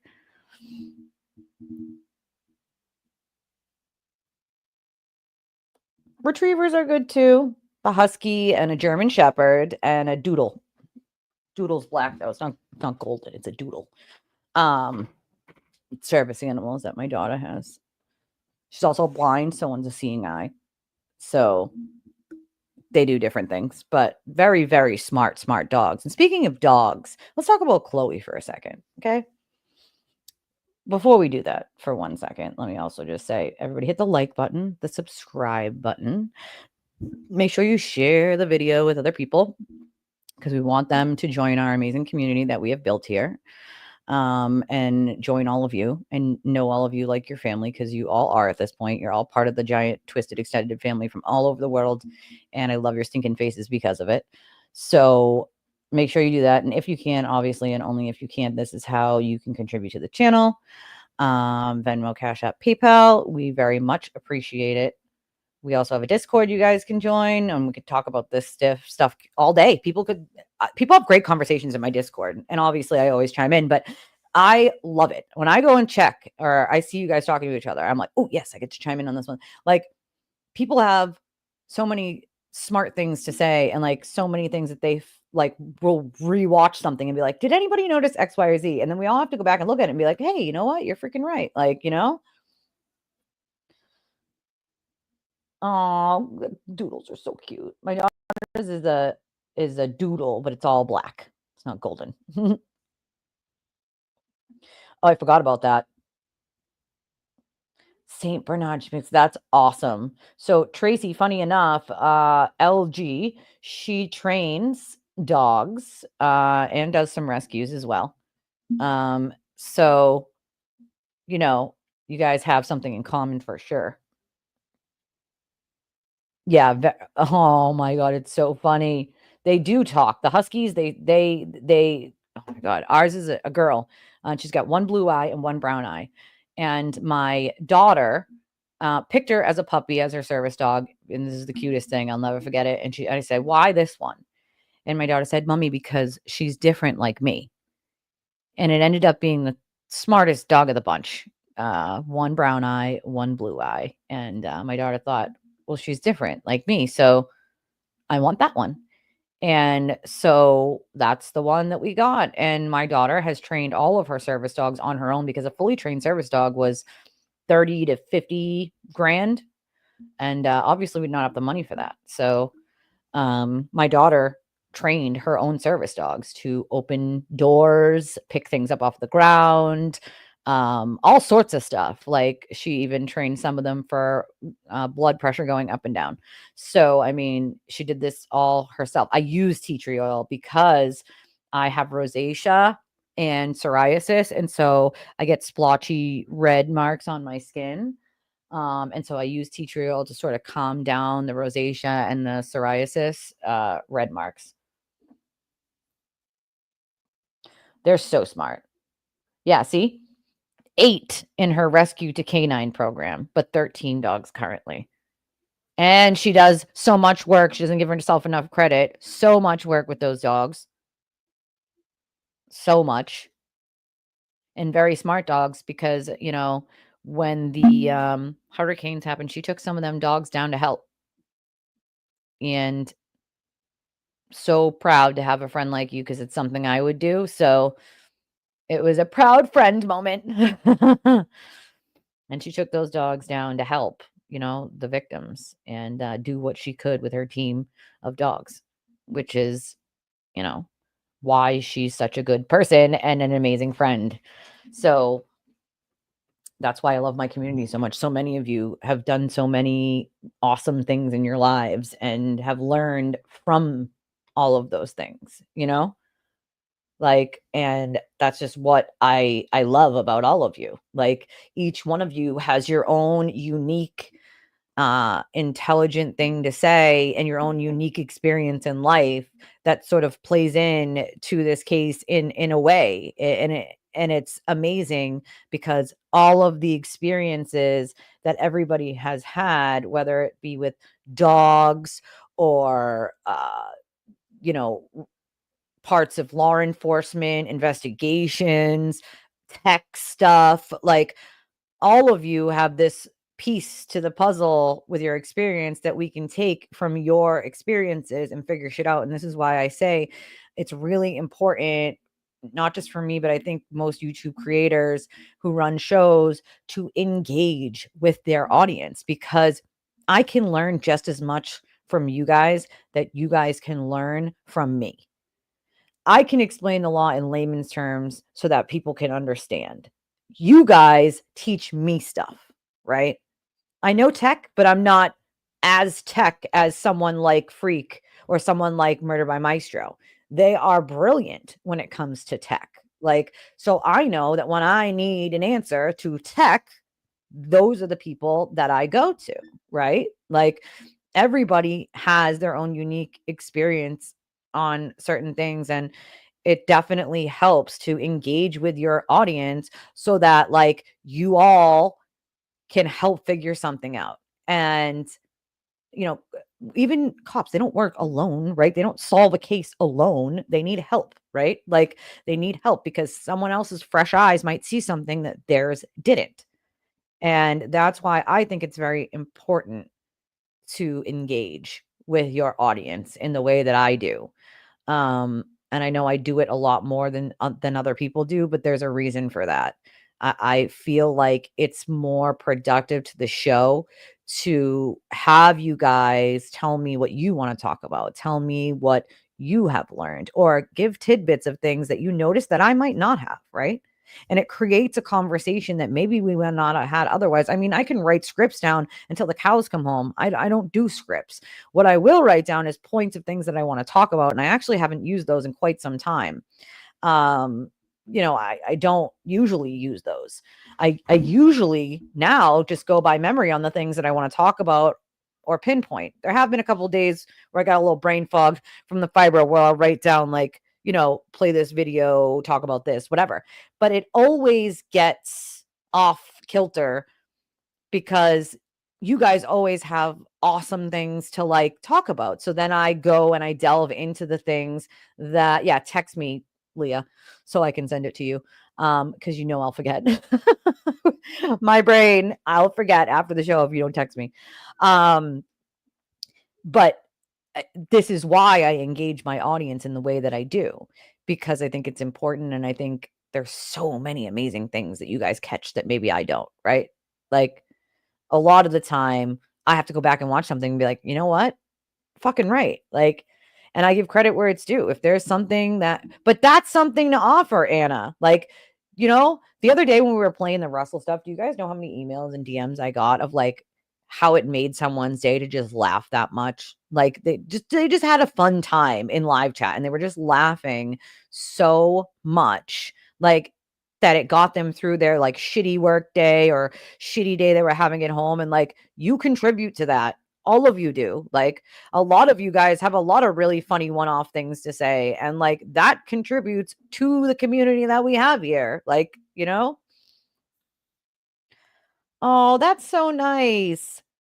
I have a neighbor that used to live above me in my old complex. That he doesn't live there anymore either. We kind of moved out. He moved out after I did, but he's like family now because I used to make sure, took his meds, help bring his groceries up, clean off the snow off his car and stuff. And I still check in with him all the time because he doesn't live there anymore and he lives alone. And I want to make sure that like he's okay. And but listen, even your neighbors, like some people will never ask for help that needed. It's extremely hard. Like everybody remember, you might have a neighbor that's really struggling that could use like a pick me up, whether it's like you leave them, a Tupperware of what you made for dinner last night, or, a coffee, or, you go over and shovel their, snow out of their driveway one day, like, or you just have a conversation, like sometimes that's all that needs to happen, it's all that needs to happen.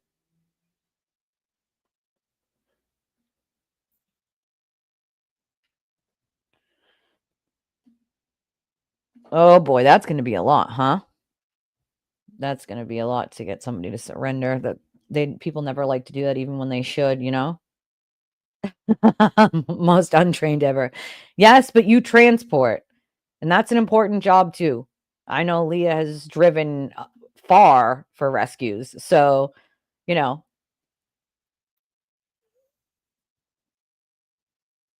guys all are something important in this community, and it's important that you guys are recognized to know that,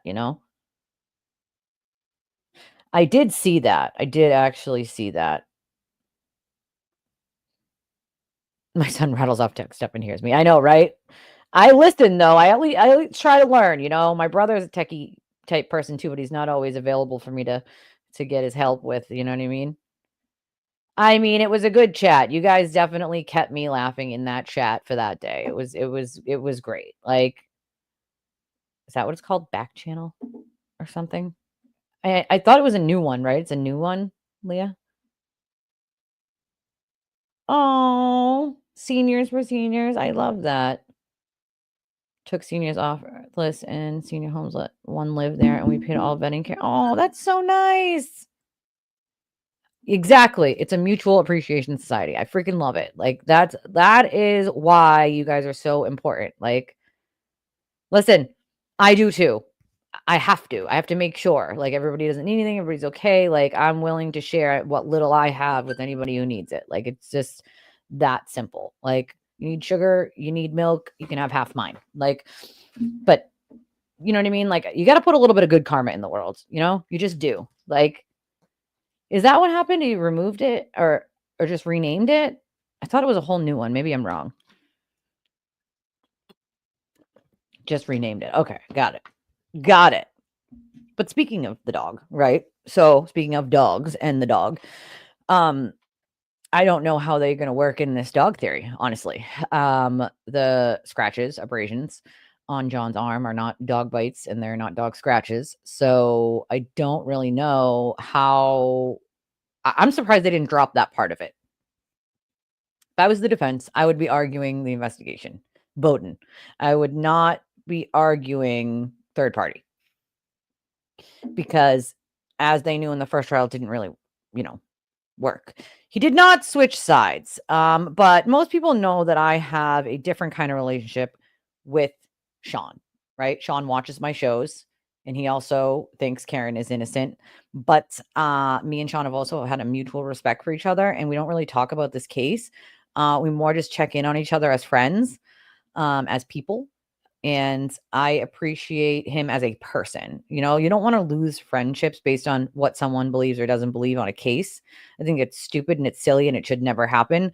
But me and Sean have been friends since a lot of this started. And so, our relationship isn't revolving around this case. It's revolving around actual friends and checking in on each other and making sure like life is okay, and I think Leah has made the same type of relationship with him. And it's, if you get to know him as a person, it's different than watching him on a YouTube stream and something that you don't believe, I think if Sean changed his channel to more working on other cases and other things, that he could be very successful in what he does. He has a lot of experience, in using,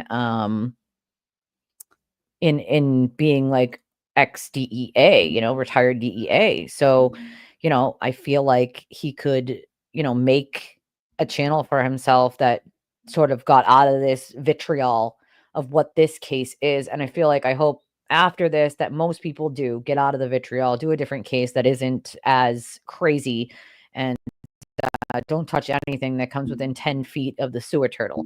That's the learned lesson here is, I have other cases I'm going to cover, like the Menendez brothers, if they, go into being released at some point. The Richens case is a good one. Yeah. Corey Richens case is paused. Is it? I wanted to cover that one, but I didn't think it would be. I thought that one would be almost be done before. I did see something the other day about waiting on something, but I can't remember what it was. It's not happening a lot. You're right. It is not happening a lot. Penny. I did see that one. Roberta's one about Dr. Russell. We did one the other day. We replayed the voir dire from a couple months ago from December. The Koberger one. Yeah, I'm covering that one. So yeah. Oh God, no, don't tell me there's a cult in that one too. I can't. Well, we're covering that one because it's a bigger case that I was interested in from day one. So that's one we're covering. But we also cover things like missing person cases. And right now they found some remains in Plymouth off Route 3 a couple weeks ago. And I saw her video song, but I covered the voir dire. We played it the other day. So, those remains could possibly be someone who has been missing in Massachusetts, and my friend's mom has been missing since right before the pandemic in 2019. And her name is Sandra Crispo. And I can only hope that it is her, so that the family gets some closure, that her daughter has some closure, because not knowing is the worst part. And the FBI has now offered a reward for my friend Miguel, and for any information that brings his remains home from Maine. He's from here. He traveled to Maine and disappeared there in Portland. But the FBI is now offering a reward in his case. So I'm hoping that brings him home to us, so he can be properly buried, and everybody can properly say their goodbyes instead of not knowing. The not knowing is the worst part. It is the worst part. And knowing someone that went missing, that's hard. Like, that's extremely hard. Like, that is never something I ever imagined that I would know someone that went missing, ever. Part of the reason I started my channel was him and Sandra's cases. And I've covered their cases before, and I will cover them a million times over again, because not just their missing persons cases, but other people's missing persons cases. Because it's funny, there was no movement on Miguel's case until I started covering his case. Within a month of us covering it, apparently they got more information. So I can only hope, and I don't know, but I can only hope that us covering it, someone saw it and said, wait a second, I have some information on this. Now, it's been since 2006. So it's been a long time. So maybe they step forward, right? I can only hope. But if anything comes from something like that, comes from us covering it, then it's well worth it, right? We've covered many other cases here, including Sandra Birchmore's. We've done hers twice. And I will continue to cover whatever happens with Farwell and the rest of the people who are involved in harming her. But I can't imagine not knowing for the rest of my life when it comes to Miguel. Like, he needs to be brought home. And people who knew him, we called him Mickey. And he was a great person. And his family and his mother don't deserve all of the last almost 20 years of him being missing, you know? It's awful. Indefinitely? Why is it paused indefinitely? Interesting. Juror received a threatening email from what?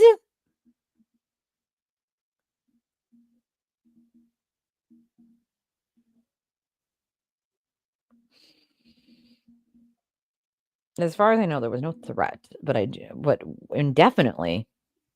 Why indefinitely, though? Why has it been paused indefinitely? Yeah, see, cold case. That's a cold case. Give me the information on them. I'll cover them. Like, if it draws someone's attention to it, someone that might be willing to step forward, and maybe not to the cops, maybe to one of us, right? Maybe they give information to one of us and we can pass it along. Like, maybe people are too afraid to go to the police, but maybe they won't be too afraid to give you the information, or me the information, or someone else the information, and that could help, you know? Like, these are the types of cases that I want you guys to send me. Like, give me the information on them, I'll cover them. The cases that no one else will cover, the cases that the big channels refuse to cover, give them all to me. I'll cover them all, because they deserve to be covered. They're no less important than any of the larger ones or ones that get covered all the time. What makes them less important? There's a person missing or passed away, but it deserves to be covered nonetheless. I don't think one should be covered over the other. They all should be covered, every single last one of them. And most of them, like Mickey's, he didn't get a ton of media attention on his case for a very long time after he went missing. And even now, it's very scant. It's usually once a year around the time that it happens. Like, you know, that's usually how it works. So for me, like, because he's Spanish, he was a Spanish male. So, like, for me, it shows that, like, I have talked about Debbie Mello from Taunton. She went missing. Her husband was the last person to see her. His story's a little janky. You know what I'm saying? But these are the cases, you guys, that I will cover. Like, send them to me. Send me all the information that you have on them. Any of the details that you have, even very scant, because even with Miguel, we have very little information, like very little about what happened to him. We know when he left the club. We know he left with a white male and what he was wearing. That's pretty much most of what we know. Not a lot, you know? And give me whatever you got. Like, let's cover it and get it out there, because the more you talk about it, the more you get it out there, the more people see it. And then it might jog someone's memory, right? It literally might jog someone's memory to come forward, or think that they had information that wasn't important at the time. They thought it wasn't important, but now they're thinking maybe it is. Maybe it is important. And then we can get that out there. You know, like that might be the difference between having a case be cold for the next 30 years or already been cold for 30 years and being solved. Like, and I know a lot of the bigger channels don't want to do anything that isn't super popular because it doesn't bring in a ton of money. But like the whole reason I started this channel was partly to do some of these cases, the ones that no one wants to cover or that aren't super, popular because nobody's ever heard of them. Well, how can they be popular if nobody's ever heard of them? If we do them, then people will know about them and maybe other people will cover them and so on and so forth. And that is the difference that we can make, is covering it, even if we have to do it more than once, puts more eyes on it. And if it puts more eyes on it, more intelligent people share it and say, hey, did you see this thing that she covered? Have you heard of this? This is in our area. And then they start looking into it. And then maybe they talk to someone else who's like, oh, I didn't see that. And they see it. And they're like, oh, I have a channel. I'm going to cover that one too, because that one seems like it, is close to home or something familiar about it. Like, it's like a domino effect. That's all we can hope for. But not covering it is the mistake. Because you have to remember, some of these cases from 20, 30 years ago, there was no social media. But now there is. And that information can get out to a lot of people very quickly.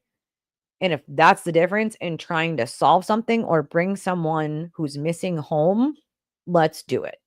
Like, let's freaking do it. Like, there's been the Adelson case is so big because there's so many of them that they want to prosecute. Like, see, that's awful. He's out now. The fact that he's out, he should never have gotten out. That's you know what I mean? But I have talked about Debbie Mello once or twice. I talked about the cards that she was on. They did a whole deck of cards, and I was sad that Miguel wasn't on it. But they did a deck of cards last year, the Mass State Police, and they were all either missing people or cold cases. So I really hope that they come out with a different deck and they pass them out in the prisons, which was smart because maybe a criminal knows something about another criminal, So I don't know. I feel like it's always worth covering. Always. I don't care how small it seems. It's worth it. Like, it's always worth it. Like, and I do agree with you, Penny. Roberta has a very soothing voice. Very soothing. I've told her that. It's very soothing. Like, yeah, see, no, these need to not be cold cases. You send me that information and I'll do the best I can to get the information out there. I'm not a very big channel, but we are growing slowly but surely. I'm not a 1 million subscriber channel, but I think we do pretty good over here. Yeah, that's about it, right? That's 2 justice systems. Like, it very well could have been. It very well could have been. And I have no problem digging into it and then doing it here. Like, I feel like these are the ones that we need to do. Those are the ones that aren't getting any attention or haven't in a really long time. Like, how can you jog someone's memory if nobody knows about it or they've forgotten about it? Nobody should ever be forgotten, missing or not. I don't ever want anybody to forget Mickey or that he existed, that he was a person that people cared about and people loved, and his family has been looking for him this whole time. He was a good person. He cared about other people. He had a very large heart. He had a child with a disability, and he just vanished, right? And that's a hard pill to swallow. My friend's mom just vanished into thin air. Where is Sandra Crispo? Gone. These people need to be brought home to their families, to be laid to rest. That's just cold. You know what I mean? His remains in a pool. Like, it's just awful. Like, these are things that shouldn't be forgotten and should be covered. And I know that I am not the biggest channel to cover it, but I mean, I can do my best, I'll do my best, the best that I can do, because they should still be covered nonetheless. Like,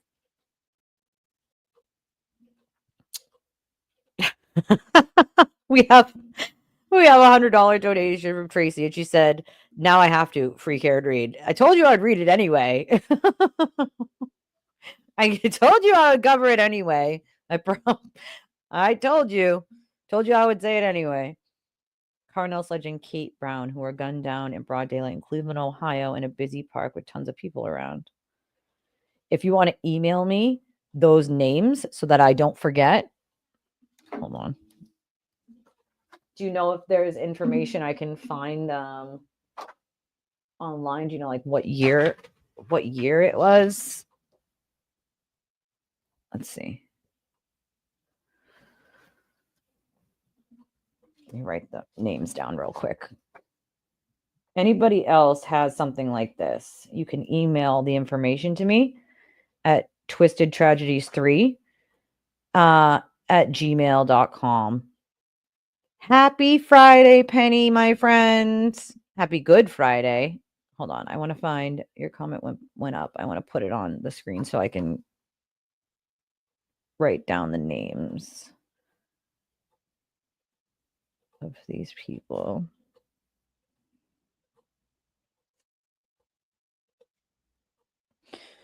That this might be a good thing to do when I'm still trying to figure out a nighttime show or a show I can do, for people, because I do most of mine during the day now, and nighttime people don't necessarily get to watch except on replay. So this might be a good thing to do at nighttime, Hopefully it can happen. I remember watching Beverly McCall's trial where her husband remains were found 20 odd years later.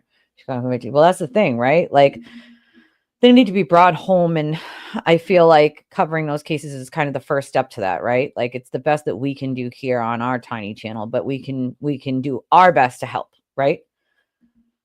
Yeah, that especially their attitude, it definitely reminds me of the Karen Reed saga, and how rich people seem to think that they don't have consequences or they can just call in favors, right? Like, I mean, the Karen thinks she can just call in favors, and Daddy Reed can call in favors, and there's never any accountability to any of it.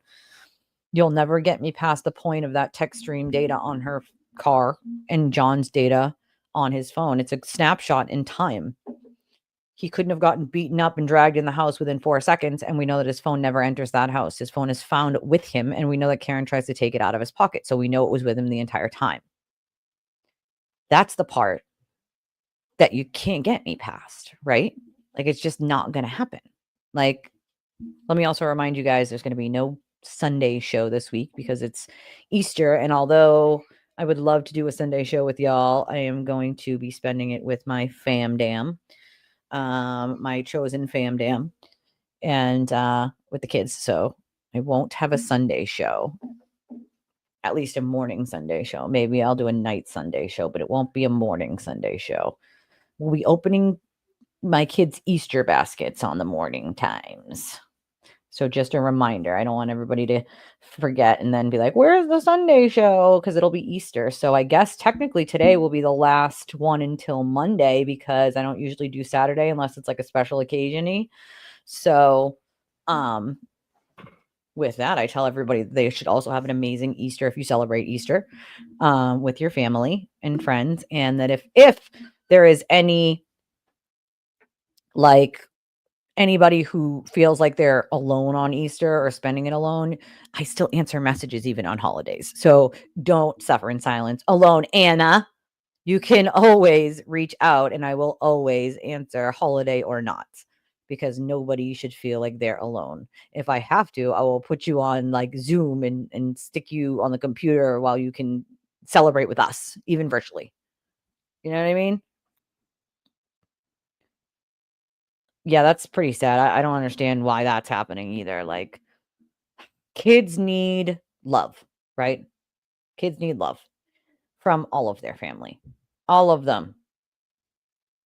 So I don't know why people do this kind of stuff. Like, it's ridiculous. It's redonkulous. And there's so much hate and vitriol that comes with some of these cases that I feel like people forget that, like, real life happens outside of the internet, right? Real life happens and real things happen.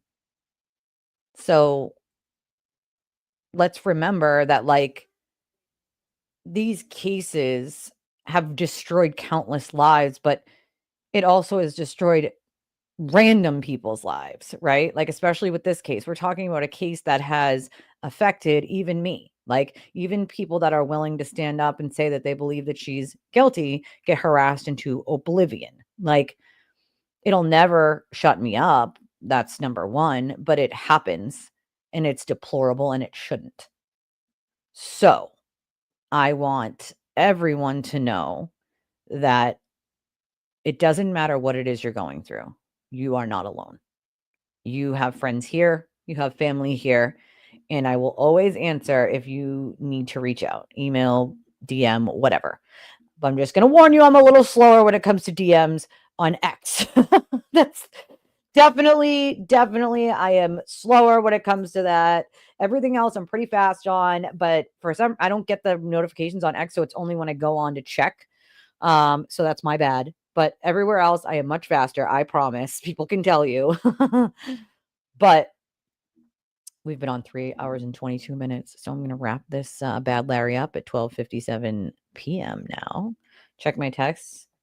Kate and Carnal happened at 2019. Most recent season Netflix Unsolved Mysteries was the first episode. I'll have to take a look at it. Any information I can get from it so that I can cover it. Text. Check my text. I'm trying. Please hold while the Nextel subscriber you are trying to reach is located. Do you guys remember that? Back, I had a Nextel forever ago.